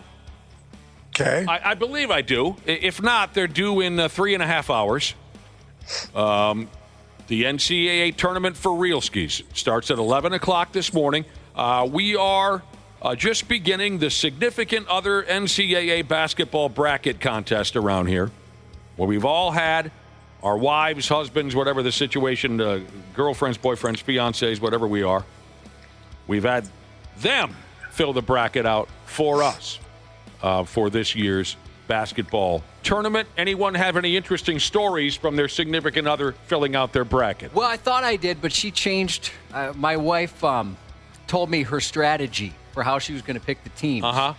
And I think she did it differently, but originally she was going to look up pictures of all the coaches and choose the ugly ones because she thought maybe they'd have more time to designate to basketball, right? She could dedicate the time to basketball. Right, the ugly ones. The ugly coaches. Yes, So yes. that makes was sense. her original idea, but I think she might have ran out of time and didn't look them all. That's funnier than hell. The uglier the coach, the more time he obviously or she has to dedicate to teaching the kids how to play basketball. He'd have to work harder. Right. Yes. For respect. He's not out getting laid. No, he's got plenty of free time. It all makes sense. Yes. Anything, Ashley, Dana, when your significant others were filling out their brackets, did you? I mean, the rule was no help, and I trust that everyone abided by that rule. Did you have any silly questions directed your way or anything like that? My fiance knows what's going on, so he did change his mind though. So he makes a couple brackets every year, and one of his brackets he always just for the heck of it picks Big Ten teams. Okay, but he decided to not submit that bracket since they usually don't do that great. All right. But it did kind of make me mad because he sends me a screenshot of his bracket, and it's just like the team's logos. I was like, now I got to put in extra work and figure out what all the names are? Why do you do this to me? I'll just tell you this much. My wife, who part of her profession for many years was lots and lots of travel. So she's been damn near everywhere, as you can imagine. And I'll just say this much. She had a couple of interesting reasons why she wasn't enthusiastic about picking Florida or Houston. Which is a disappointment because they're the number one seeds. Well, I'll just go ahead and I'll throw this out.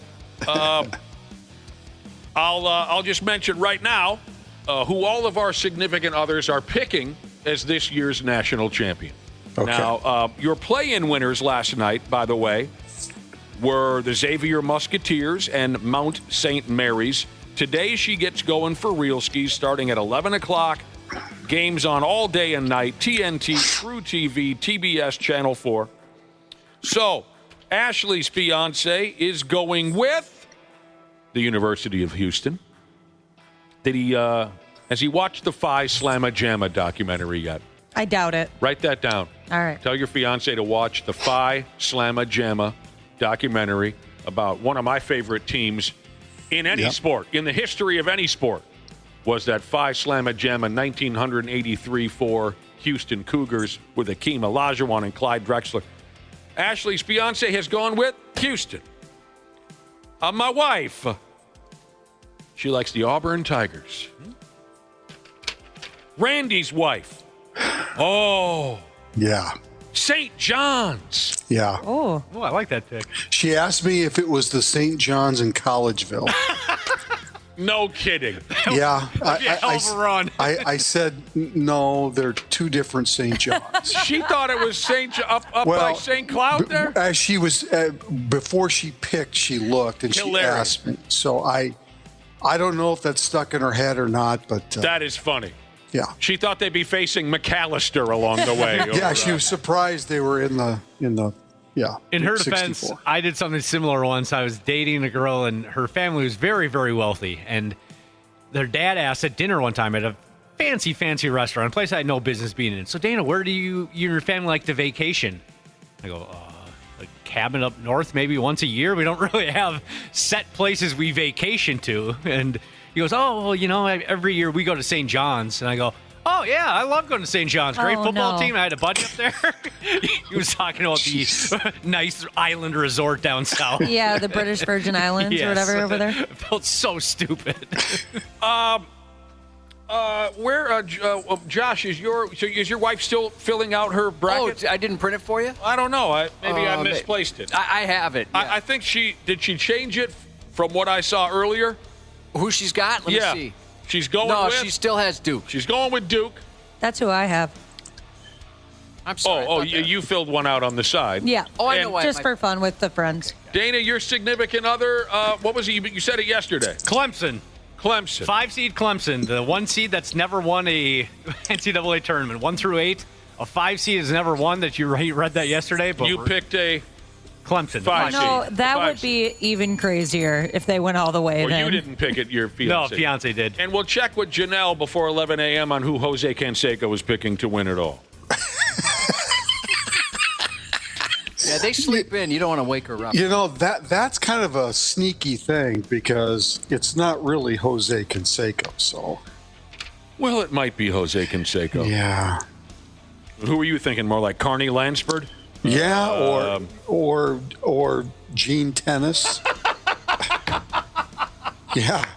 All right, you got to be a big-time college basketball fan to get this joke. And I know the man has passed on, so I'm not trying to sound too cold-blooded. Well, it's not me. I'm reading a text message from a listener. Josh, you mentioned your wife's game plan at first when filling out her bracket was to pick the teams with ugly coaches because they obviously have more free time to coach basketball, more time to dedicate to the Insomniac Jesus texted in to say that's why Don Chaney was so successful. Come on. Well, he was a tough-looking guy. Good-looking guy when he was a player. The years took its toll on. Yeah. He used to coach Temple's basketball program. That's correct. Very successful program when he was there. Who was the rival college basketball coach that he straight up threatened to kill one afternoon? It wasn't Pitino, was it? I don't think it was. I thought it was another older coach, like Raleigh Massimino or something. Oh, no, it wasn't Raleigh Massimino. Yeah, I remember. Jim Boeheim, maybe. No, that doesn't sound right either. PJ Carlesimo. That may be it. Okay. If you're not following this, Don Chaney, when he was coaching Temple, he completely lost his cool. Oh, for sure. In a press conference. Yes. The opposite club's coach pissed him off somehow at the press conference, and they had to hold Chaney back as he's saying, "I'll kill you. I'll kill you." It was like, you racing fans will get this. It was like John Force and Cruz Pedregon all those years ago. All right. Here we go. Oktoberfest Jesus. It was Calipari. Oh, John Calipari. When he was coaching what, UMass? Probably. Oh. Yeah. Don Chaney, John Chaney, whatever his name. You know who the hell we're talking about. God, our listeners always have the answers. They're friggin' brilliant. There are a lot of Minnesota kids competing in this year's NCAA men's basketball tournament. Yes, there are. Makes sense. There are 64 effing teams. It's also interesting to learn that all of them graduated from Eastview High School. Wow. They're the pride of Eastview. Let me tell you about a few of them. Trey Holloman. Yeah, he's at Michigan State. Great kid. I coached against him in 5th grade. Oh, yeah? When he was playing for Eastview? No, he played for a Minneapolis team. He took the last shot and beat us on a final shot. I had a really good team that year. In fact, one of the kids on that team plays for Purdue. Cam Heide. Yeah, that's right, Cam Heide. Trey beat us on a final shot, and he's such a great player. Could you see it from Trey Holloman and Cam Heide when they were 5th graders, that they had that type of potential? The honest answer, absolutely. Oh, yeah? Cam Heide was a fantastic shooter, learned how to play. It's funny, he's at Purdue right now, and he's really a defensive guy more than he is an offensive threat, which makes me laugh because when I coached him, all he wanted to do was shoot the ball. And he was a decent defensive player, but I think that's how he's made his living in college basketball now. Trey Holloman's just an all-around fantastic player. And he comes off the bench. For Michigan State. Yes. Yeah. Yes. Cam Heide never met the kid. Good kid. He's a Wayzata kid. His mother is an old family friend of mine. I remember that. I knew Cam Heide's grandfather very well from the American Legion in Wayzata, and he was just a hilarious guy. You know, my dad and Cam Heide's grandfather were pretty good buddies. And I'll tell you a couple quick little. His dad, Cam Heide's grandfather, when he wanted another drink, he would do this bit. Nurse. Nurse. And when he got a buzz on, he would often run into the bar stools as he walked around the bar. And when he would run into the bar stool, he'd say, "Oh, excuse me, miss." We just had a riot back in the day. All right, great family. Some of these other Minnesota kids playing in the tournament. Curtis Jones, Iowegian State. Yep. Another Cretan kid. Okay, Holloman went to Cretan. Jones went to Cretan. Yes. This Javon Hadley, who plays at Louisville, went to Cretan. I'm not going to name all of the kids, by the way, just a few. Well, there's another really good Wayzata kid who I coached, believe it or not. Yes. He's the kid at Creighton. Right. Jackson McAndrew. Word. Who, if you watched the Big East Championship where they played St. John's, had the great first half. He's 6'10" now. I saw him play a little bit in high school, and you could see it all over him that he was. Oh my gosh, yeah. Jack Robinson, no kidding. I mention his name almost daily on this here radio program. Kid goes to Wisconsin, went to Lakeville North. Stephen Kroll, Wisconsin. He went to Eastview. Yeah, he did. How about Max Winter's boy? He plays for Wisconsin. Nolan Winter? Trevor Winter's boy? Yeah, Trevor Winter. I'm sorry. Yeah. Nolan Winter. Pharrell Payne, of course, played a year here at the U of M. Now he plays for Texas A&M. Doesn't play a lot for him either. I've looked at the box scores for that team. He doesn't play a lot of minutes. Yeah. He's off the bench, too. They must have a pretty good club. Just to mention a few, the local fellers playing in the tournament. Golden Gopher women's basketball plays this afternoon, I believe, against the University of Toledo Rockets. They play in Toledo. This is the women's invitational tournament. So they didn't make the big dance. I think this is only a couple years old, this women's invitational NCAA tournament. So there you go. They were supposed to play here at home because they're the higher-seeded team, but there's nowheres to play, I guess, because of the basketball tournament. That's right. Yeah. And the matchups today at the boys' high school basketball tournament are as such. Class 4A, Cretan Maple Grove, Wayzata Shakopee.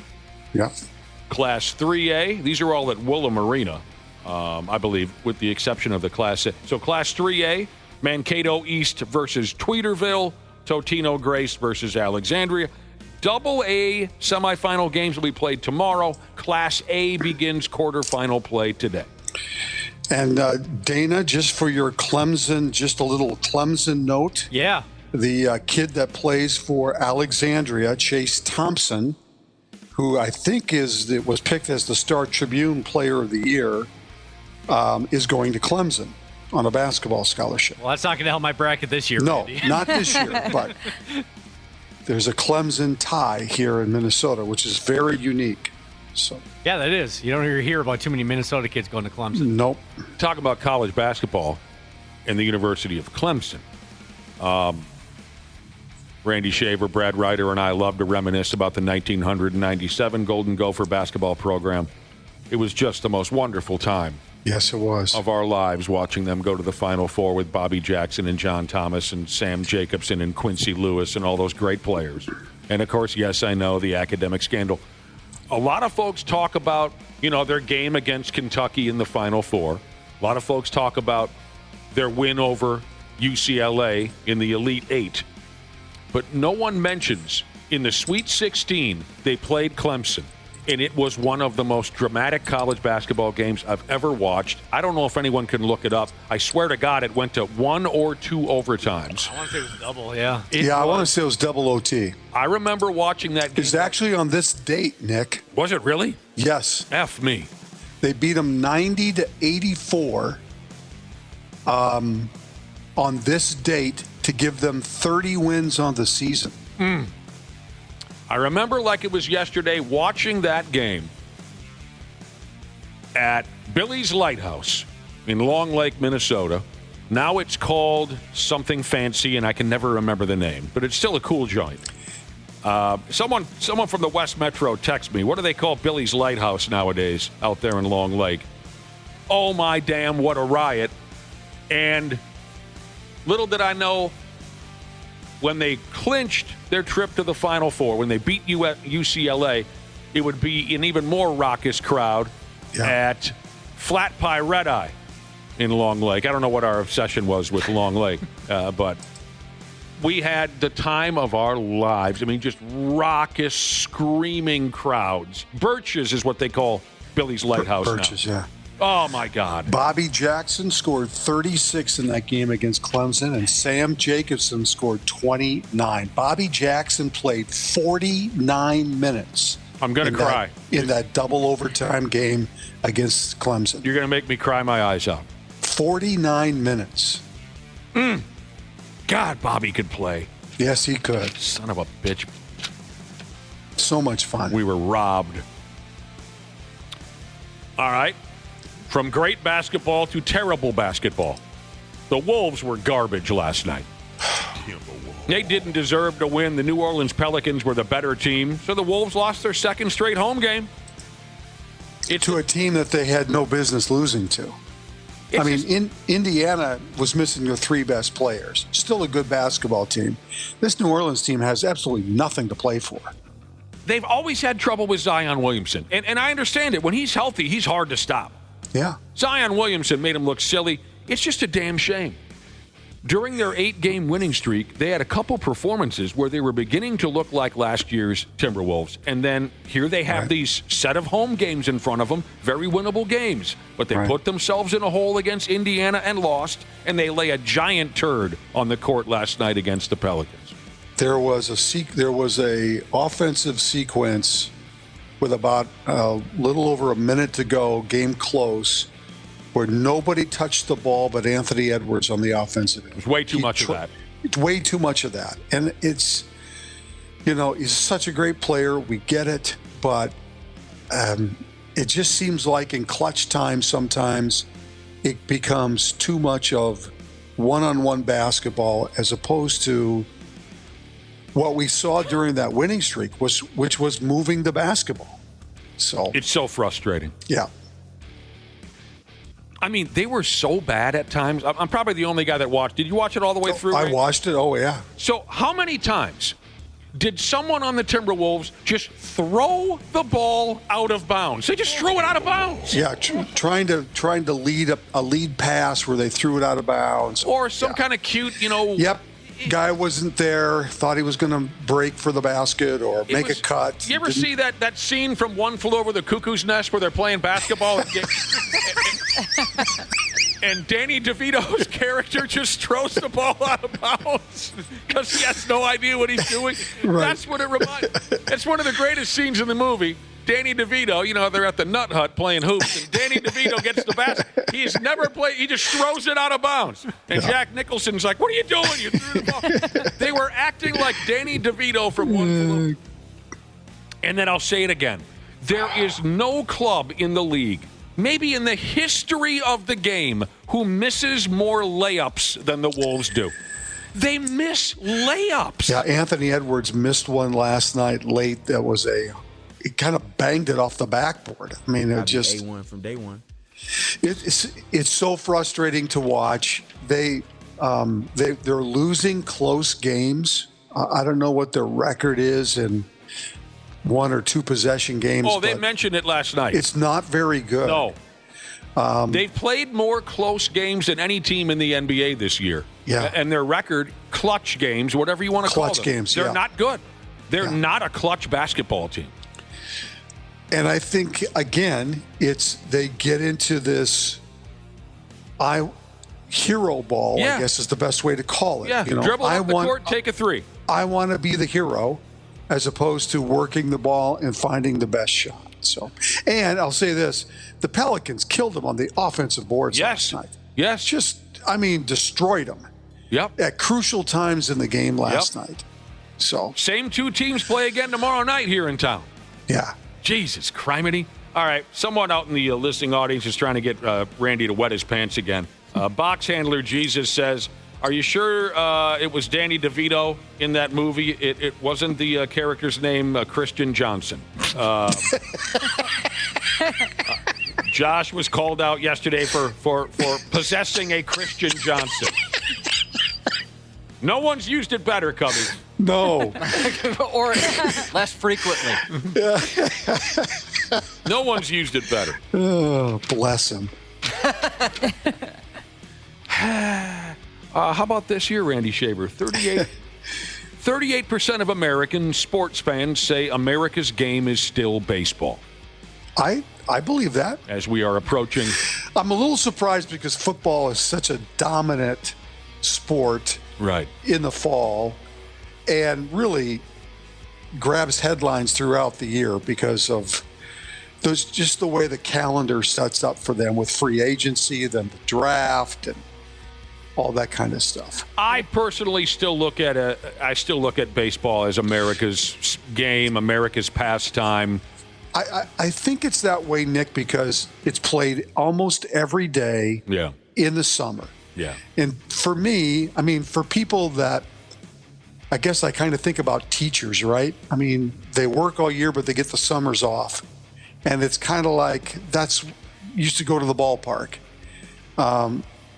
When I was growing up, baseball was, it's all you talked about in the summertime. Mm-hmm. You never talked about football in the summertime. It was never a discussion. Not until you got past Labor Day did you start to even talk about football. So I can see that still. 38% say baseball is still America's game. Football was a close second at 35%, followed by basketball. 10% of people said basketball is America. Soccer, 2%, hockey, 1%. Well, there's no way that basketball is America's game anymore. Because if you look at the NBA, you look at how many international players are now in the NBA. I thought I heard that the percentage is almost 50-50 or maybe even more of international players and U.S. players in the NBA right now. It's different than it was 35, 40 years ago. For sure. That's for sure. Remember the discussion when international players started coming over that it was such a unique thing to have an international player? That it's not that way anymore. I mean, it's just commonplace for international players to be here.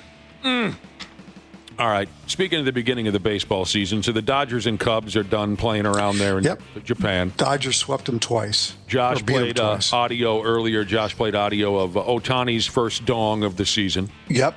So here we go with baseball. Next week will be huge for us. Thursday, week from today. Speaking of one of those Japanese games, this just cracked me up. Former NFL quarterback Rodney Pete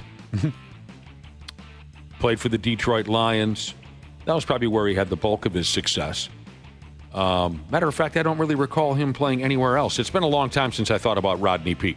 He was in attendance at one of the games, and he stole a possible out away from the Dodgers by snatching a foul ball away from Max Muncy. Muncy, and he reaches over. He made the catch. Did he make it? He did not. Oh, my goodness. That looked like it was in his glove. I put this up on 93x.com, and after watching the video, so at first the title of the original video is like, stole the catch from him.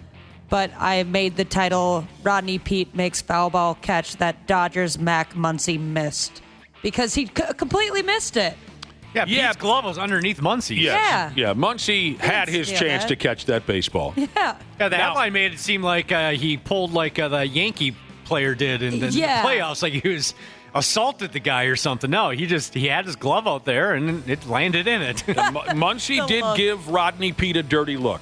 That's for sure, yeah. But the look you have to notice is after Rodney made the grab, he made a facial expression that leads me to believe that he was saying, yeah, you remember me. I'm Rodney friggin' Pete. Yeah. Did he not he almost looked at the camera as if to say, yeah, I am Rodney Pete. Or the fan that's behind Rodney Pete, and he's looking at him like, oh, man, what'd you just do? Mm-hmm. Now, Rodney brought his glove, which is odd to me if you're older than 12, but it makes for a funny video. Looked right at the camera as if to say, yeah, you got it right. I'm still Rodney Pete. You guys know that I love bowling. One of my favorite sports to watch on television. A lot of people don't understand, but I don't care. I have so much respect for professional bowlers. Unbelievable what they can do.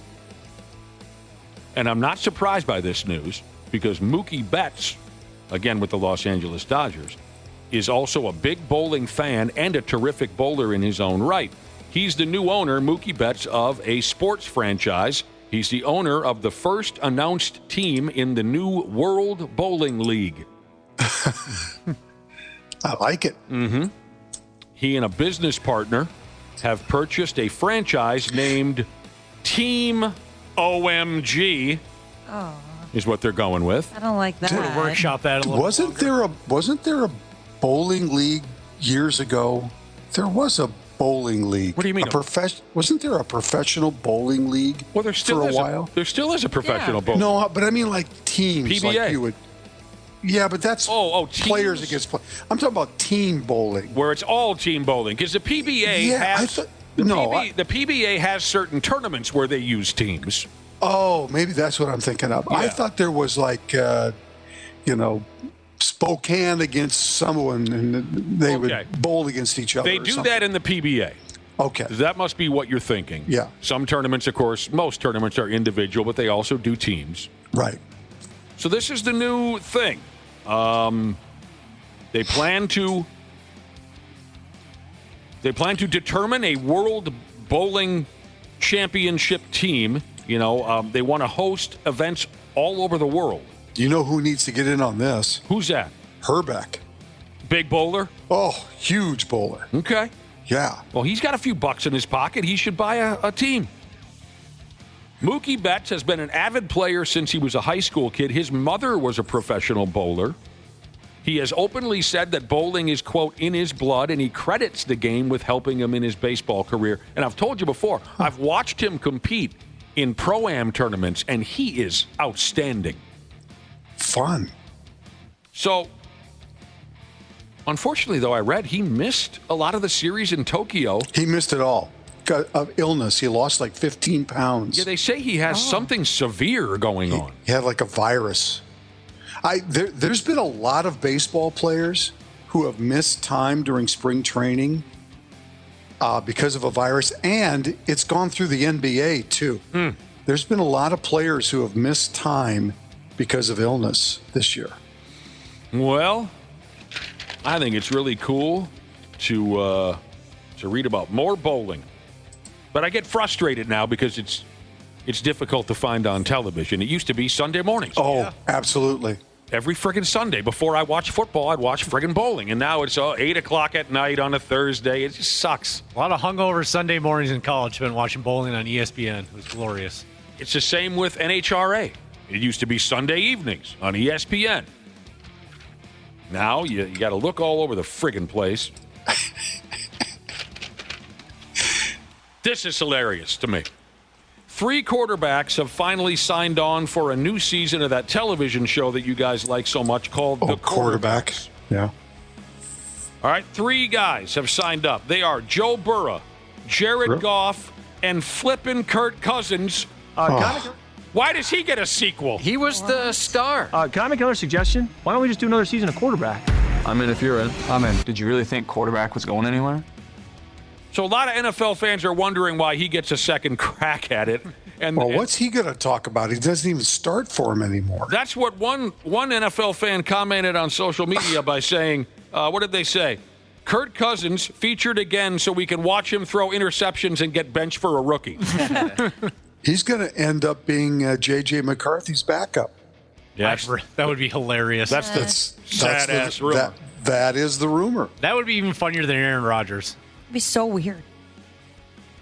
Yeah, it says here the Vikings supposedly aren't interested in signing Karen to back up. Oh, no, not at all. The completely unproven Michigan kid, although Josh and I look at that as a sign that it's already a done deal. Yeah, that's usually how it goes.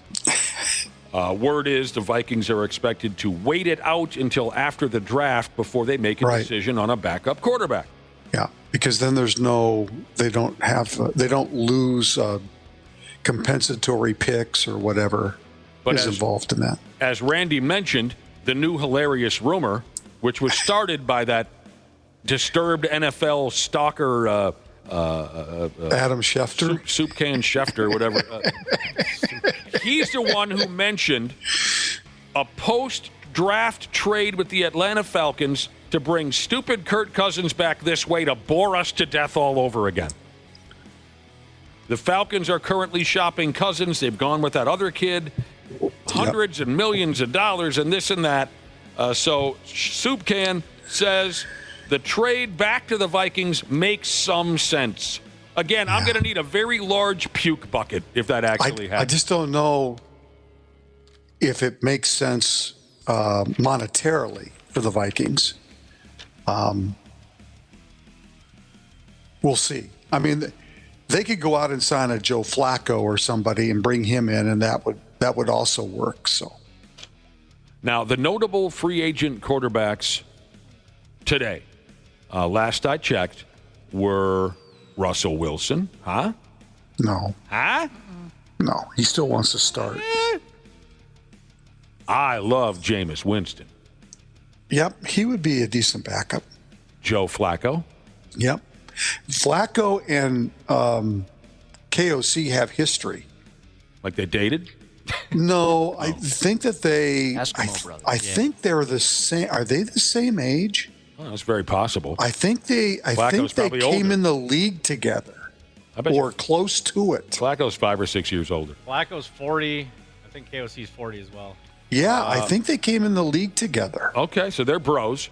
Yeah. The other notable, I guess, free agent quarterbacks, what's left of Carson Wentz. No. And Trey Lance. So there you go. No. Well, Flacco's only 40. KOC turns 40 in May. Yeah, I think they're bros, man. Before we have to move on, because we do here in a minute, the 20 and 25 Minnesota Broadcasters Hall of Fame inductees were announced yesterday. Louis. Now, I've already written half of my speech. Oh, good. Because I tell you, after 30 years of putting up with all these effing jackwagons, if Josh and I aren't first ballot Hall of Famers, they're going to have some real trouble on their hands at the Minnesota Broadcasters Hall of Fame. I'm talking serious trouble. Yeah. Going in this year, Sweet Lou from the By God Sioux. Yeah. Lou Nanny. Yeah. Obviously. 60 years. Many, many years he put in calling high school hockey games here in town. Yeah.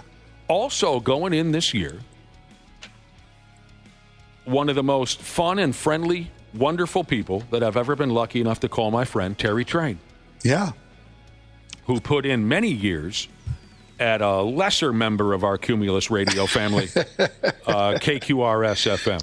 Yeah. Congratulations, she deserves it. Terry. Yeah, we that's love awesome. you, and we'll see you soon. Wow, to go in with Lou Nanny, too. Yeah. And Lou Nanny to go in with Terry Train. I bet they're fans of each other. I don't think I've ever met a nicer person.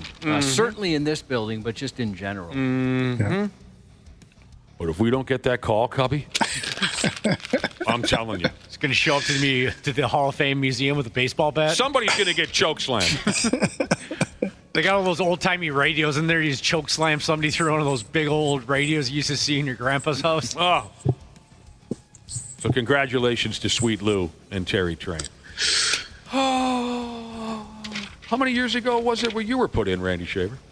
I want to say 4 years ago. Do you like a jacket or something to be part of the club? No, there's no jackets. Straight jacket, maybe. Oh, like a bronze microphone or a gold set of headphones. No, none of that. It took a lot of years off your life, didn't it, Randy? What's that? Working TV? Yeah. Sure. Yeah. Yeah, we're all going to die young around My here. wife comes home every day and says, "What'd you do today?" And I just start laughing. I go, wouldn't you like to know?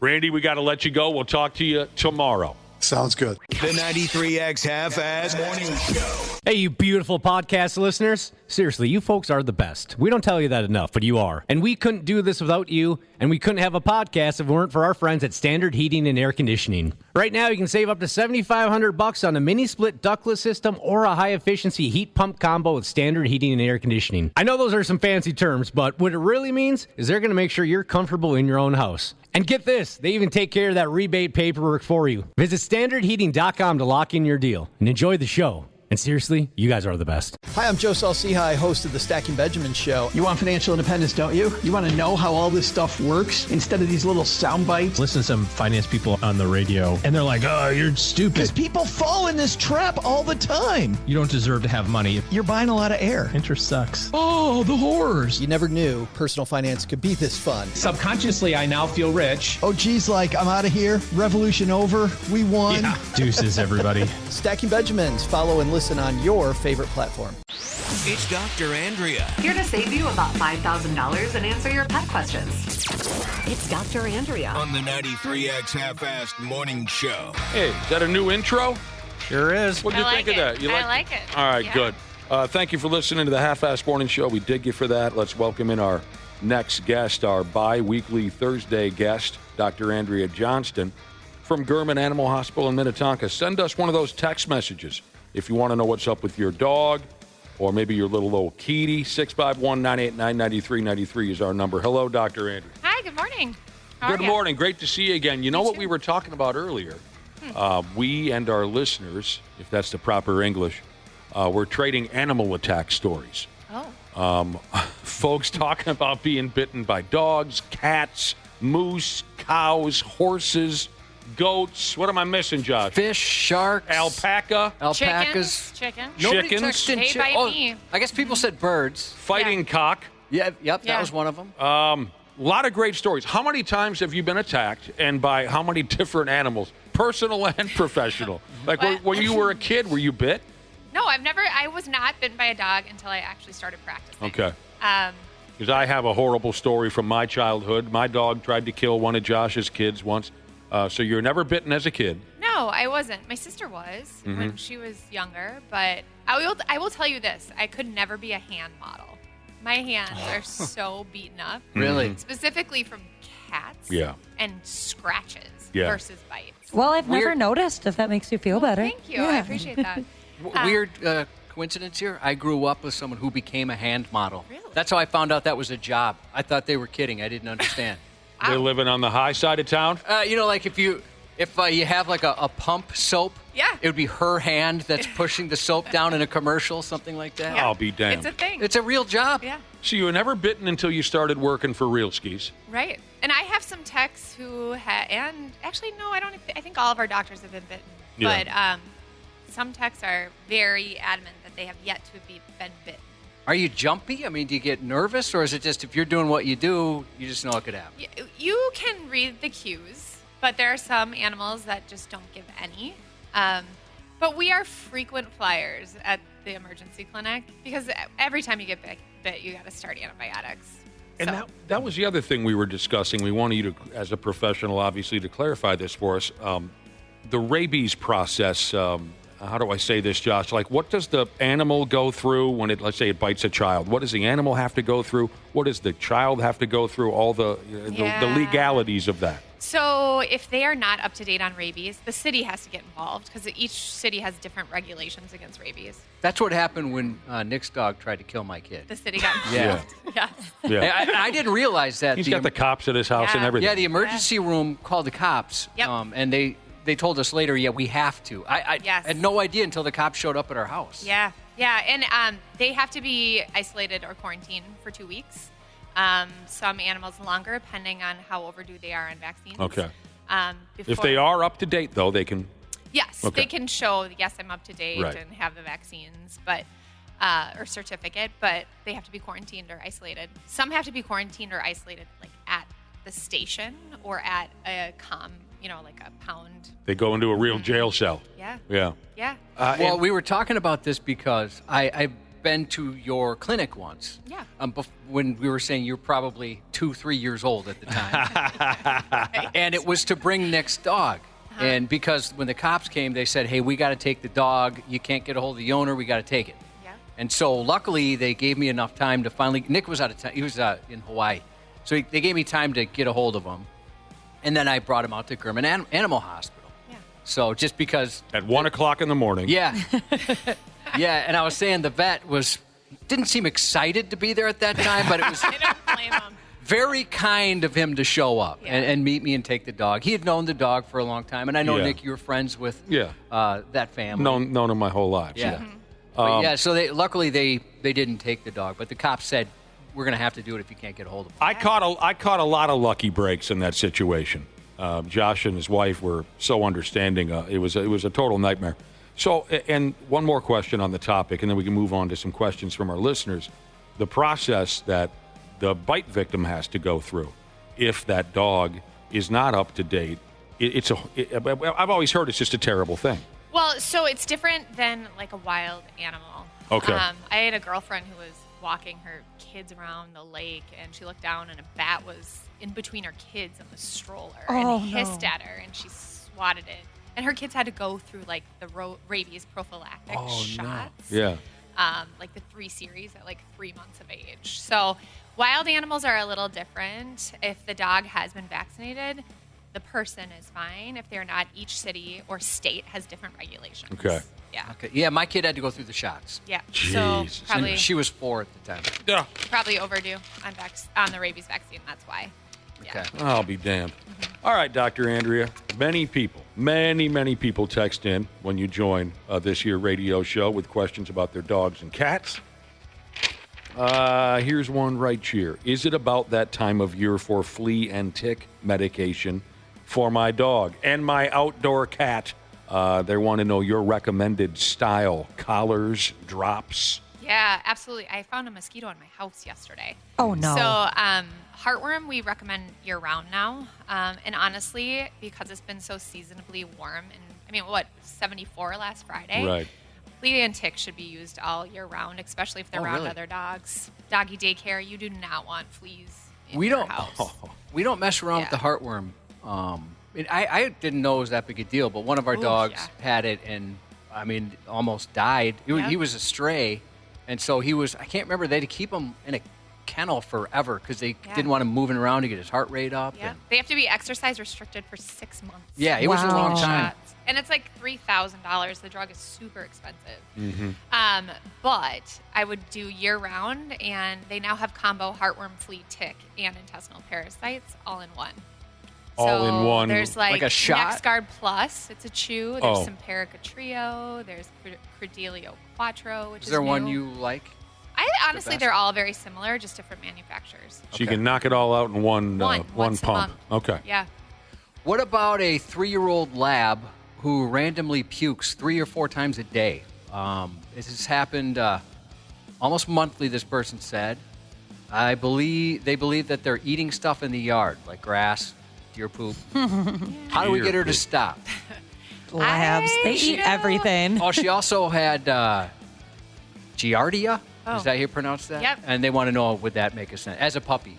So I actually just looked at my phone this morning. I have 2 dogs that are positive for Giardia, and it's so hard to get rid of. So I'd make sure that dog is cleared of Giardia, because that certainly could be the cause. They can be partially obstructed. I've seen dogs eat corn cobs and then vomit it up 6 months later. Whoa. It's been sitting in that stomach. Oh, heck. Rattling Or you around. take x-rays and you'll see rocks in there.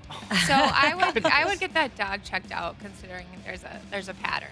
Man. Yeah. And isn't that something? And I bet that dog was, just a happy character despite carrying a corn cob in his belly for 6 months. Golf balls? We had a golf ball, and the dog came in for x-rays for something else, and we found the golf ball. Oh, my goodness. It's crazy. what How they eat. miserable would we be if you're carrying a golf ball and a damn corn? I can't imagine.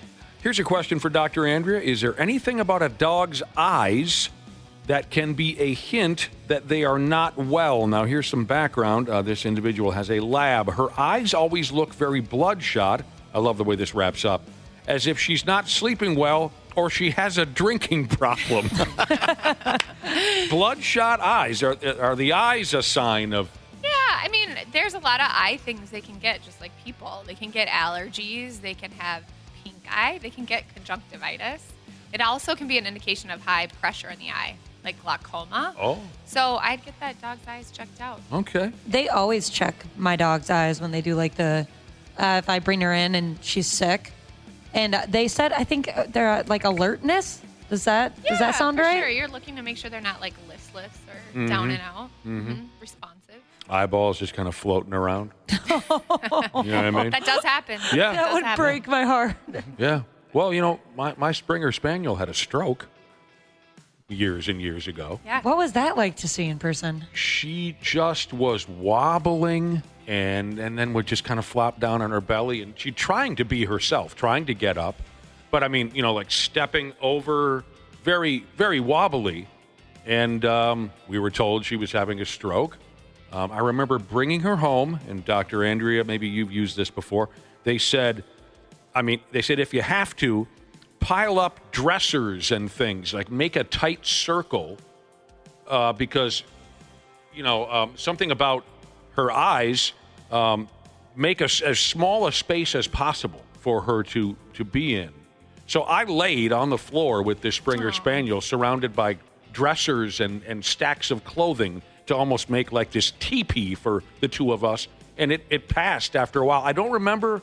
It was a long time ago. I don't remember if any medication or a shot or something, but she had a stroke and her eyes were just swimming around in her head. It was strange to see. It's usually, we call it old dog vestibular disease, where their balance system gets off, kind of like vertigo for people. Yeah. And their eyes, it's called nystagmus, so they go back and forth or up and down.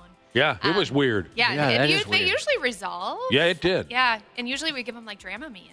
Okay. Help them through it. It was a long Picture time like ago. one of those googly-eyed dolls you could get. Kind of. That's what I'm picturing. It was scary. I mean, I thought she was going to die right there on the spot. We walked in the house and she was just, it was like a drunk coming at you, This is from I Want a Bronco Jesus. How serious is an irregular heartbeat in a dog? My vet told me my dog could drop dead at any time. I mean, just like people, right? If there's like ventricular tachycardia, if there's AFib, like a lot of old people get, I'd get that checked out because there are medications to help with arrhythmias. And they actually wear something called a Holter monitor where you put leads on them, like EKG leads, and they wear like a jacket for 24 hours, and they can monitor how often they're having that arrhythmia. Sure. That's kind of adorable. Sure. It is cute. Is it true, Dr. Andrea, that male cats are usually the more in need of attention from their owners and females are more apt to want to be alone? And why? I wouldn't say there's a breed predisposition to that. I mean, I had a nasty cat yesterday. It was a male, did not want to be touched. So No. I think it's just the personality of the Okay. cat. Depends on the kitty. What about feeding organ meat to animals? This is from Red Butcher Jesus, who said he's had a lot of customers ask for organs like pancreas to feed their pets. Yeah. The kibble's No, just dog food, just regular Dog kibble. food. Well, and he goes on to say that some people are saying, like, for example, the pancreas, that if they feed it to their pet, it can restore those organs. Definitely not. What? So that's somebody If that saw were the that on case, the we'd internet. be eating raw organs, Yeah. right? I know. Yeah. That's correct. Your grandpa's False liver news. goes bad. He eats a liver, and he's next day he's fine. Who posted grandpas that love on liver. Somebody posted that on Facebook and someone ran with That's it. what I'm wondering. Yeah. That sounds like a good way to turn your dog into a werewolf, feeding it bloody organs. My Well, I will God. tell you this too. I have a lot of clients that their dog is anemic, and they will feed it like liver or things that are high in iron. Doesn't help. Okay. Don't do that. All right. Yeah. People they hear rumors, they hear stories. This sounds kind of scary, but also it's an adorable name, I have to admit. Dr. Andrea, what is little white shaker syndrome? Yeah. What is that? Yeah, we see that in a lot of like Westies, West Highland White Terriers, and it's a breed predisposition where they can actually have an abnormality in their brain that causes them to tremor. They tremble, they tremor. And it's deadly? Or? No, typically not. Okay. No, but you got to rule out all the other things before you say it's little white shaker syndrome. So little white dog just kind of trembles, Yeah. and it's concerning, but not overly concerned. Typically, they have a normal life. Huh. What about this from I Would Do It Again Jesus, who has a blue healer? We had a blue healer mix. Ooh, they're crazy. Yeah, absolutely. 5 months old, super hyper, chewing on the baseboard, shoes, leather couch, floor, sticks, rocks. Is there anything we can do to help that? He said they have almost every bone, chew, rope, and dog toy made, but the dog prefers to eat the house. Yeah, I mean, it's a 5-month-old dog. That's very common because they're teething, 1, and 2, it's a high-energy breed. I would get that dog into agility. That is very common for that breed, and maybe it might stimulate the dog and wear it out. We had a boxer blue heeler mix. Oof. I love that dog, but my goodness, that thing was breed. Yeah. So you're talking about he had a motor running the tracks like you see on television? Yeah. That's so They're cool. very smart with that, and it would really stimulate that breed. Unbelievable when you watch some of those animals operate, dogs operate on that, whatever they want to call it, an obstacle course. And you know what? I don't know about you guys, but the first thing that comes to mind, I always say, there's no way I could keep up with that friggin' dog. I think about that every time. Because the owner runs with them. Oh, yeah, it's a workout. I'd end up with that AFib that Dr. Andrea was talking about. Do you know what my daughter and I watched the other night was Best in Show? Oh, I've never seen that. She had never seen it. That's a riot. It is the best. I I've forgot heard it's how good it hilarious. was. Yeah, it just reminded me of that. Or is it kind of the announcers that make that movie? Is All that, of it. That's what everyone talks about. Those are all the clips I ever see. My favorite characters are Eugene Levy and his wife. Is it Catherine O'Hara? Yeah. They are so funny. Best in Show is a great movie. Great questions coming in this morning. We appreciate it. It's Dr. Andrea. Here to save you about $5,000 and answer your pet questions.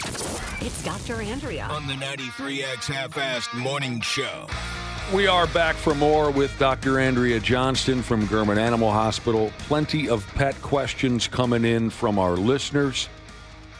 And Dr. Andrea has nailed it so far, as usual. And I want to compliment our listeners again for some really great questions this morning. I mean, not that other weeks you've been terrible or anything, but just especially great questions like this one here. My promiscuous dog is pregnant, says a listener. What should I have ready at the house for when the time comes? Oh, what a hussy. A lot of work. Yeah. You need a whelping box, so you either can buy one or make one What to is keep that? the puppies contained Okay. in an area where she can labor and deliver. A whelping box. A whelping box. I've seen those in videos. Yeah. Would it be the same for a promiscuous coworker who recently announced she was pregnant? Yeah, we'll get you a whelping box, actually. Really, they do. I mean, nature, right? They really do it on their own. It's Right. messy, just like making sure it's clean so they're not ingesting each other's feces and all that stuff. Oh, God. A friend of mine's mom works as a whelper, and there are times where she's like 24 hours straight, with Yep. the dog. And it's a process. It's not just, we got puppies, fun. I've never heard of that. I haven't either. It's like a doula. Yeah. That's so cool. And so that's what somebody does for a living? Well, she's a volunteer at a dog place, and that's part of what she does. Is she's helps the pups. There's dogs that are going to become service dogs. So the puppies that she whelps are then going to training to become service dogs. In prisons or for people with disabilities. Never heard that term before. One more real quick. One of the questions about what do I get ready for when my dog's going to start pushing out puppies. Is it true that I should not touch any of the puppies right away? Mom might ignore them. Yeah, I mean, they can neglect their puppies, so I would be sure to let her do the majority of the, caring for them. Moving them around. Yeah, I think there's a few important things. One, to make sure you count the puppies before they're delivered by having an X-ray, so you know how many to expect. That's a good Because one. if they get stuck, then mom can get really sick. We had that problem when we were kids. Yeah, and then make sure they're all nursing. Okay, right. Yeah. When Megan Marie, the best girl in the whole world, pumped out 10 puppies, 2 of them didn't make it. One of them got stuck, and we didn't know it until it was too late. And the other was not able to nurse. It had some kind of a... Oh, cleft palate? some kind of an abnormality. But the 8 that survived were wonderful. Is it true that some dog mothers, or is it fathers maybe, they'll eat them? Yeah. I know that's true for polar bears. Oh, that's awful. The male will try and eat its baby. What? I think there's a lot of animals like that in nature. But maybe not golden retrievers? I've never seen it. That would just be so. I heard that once, and I was like, that would be But I will horrific also say to witness. it's not very often where the male and the female are together when the puppies are born. Usually people are Right. using a stud. All right. Yep. Yes, Cubby. Here's a question from I'll Try Anything 4 Times Jesus, and I'm curious to know this too. Do vets ever perform surgeries on mobsters like they do in the movies, like a gunshot wound here and there? I mean, we'll see gunshot wounds. We'll see that, but Never on a mobster? never on a mobster. Crappy eyesight cheeses. She said, I'm a disabled gal, quote unquote, blind. Also in a financial difficult situation. I have a puppy, 6 years old. She's everything to me. Is there any way to get her the typical vet care she needs when you don't have an expendable income? Yeah, I mean, there's Mission Animal Hospital in Bloomington does an amazing job. They work on a sliding scale, so I would recommend hitting that up in Bloomington. What's that called? Mission Animal Hospital. Okay, that's good to know. Yeah. Is it common, Dr. Andrea, for pets who are acting very sick at home to suddenly start acting normal when they get to the vet just because they're scared and their adrenaline kicks? My car does that. When they do Yes. that. 110%. I Yeah. hear that every day. That makes me this so is the best mad. she's looked in 3 days. you Really? know? Oh, yeah, because they're just amped up and their adrenaline's up and yeah. I never would have considered something like we that. see it all the time. That pets could be great actors. That's why I always try to take videos and pictures of them before they go to the vet. To be Oh. like, yeah, Smart. see, That she's is lying. I never, ever would have thought of that. Yep. Best husband ever, Jesus wants to know deli meat. Is that okay for dogs? It's the only thing my GSD will eat his allergy pills with. Yeah, absolutely. Deli Everything meat's in okay? moderation. I'm a fan myself, I love it. Yeah. to be honest with you. Kind of hoping you're going to say it's bad for dogs, and that just means more for me. Yeah. My dog likes to bite people's pant legs.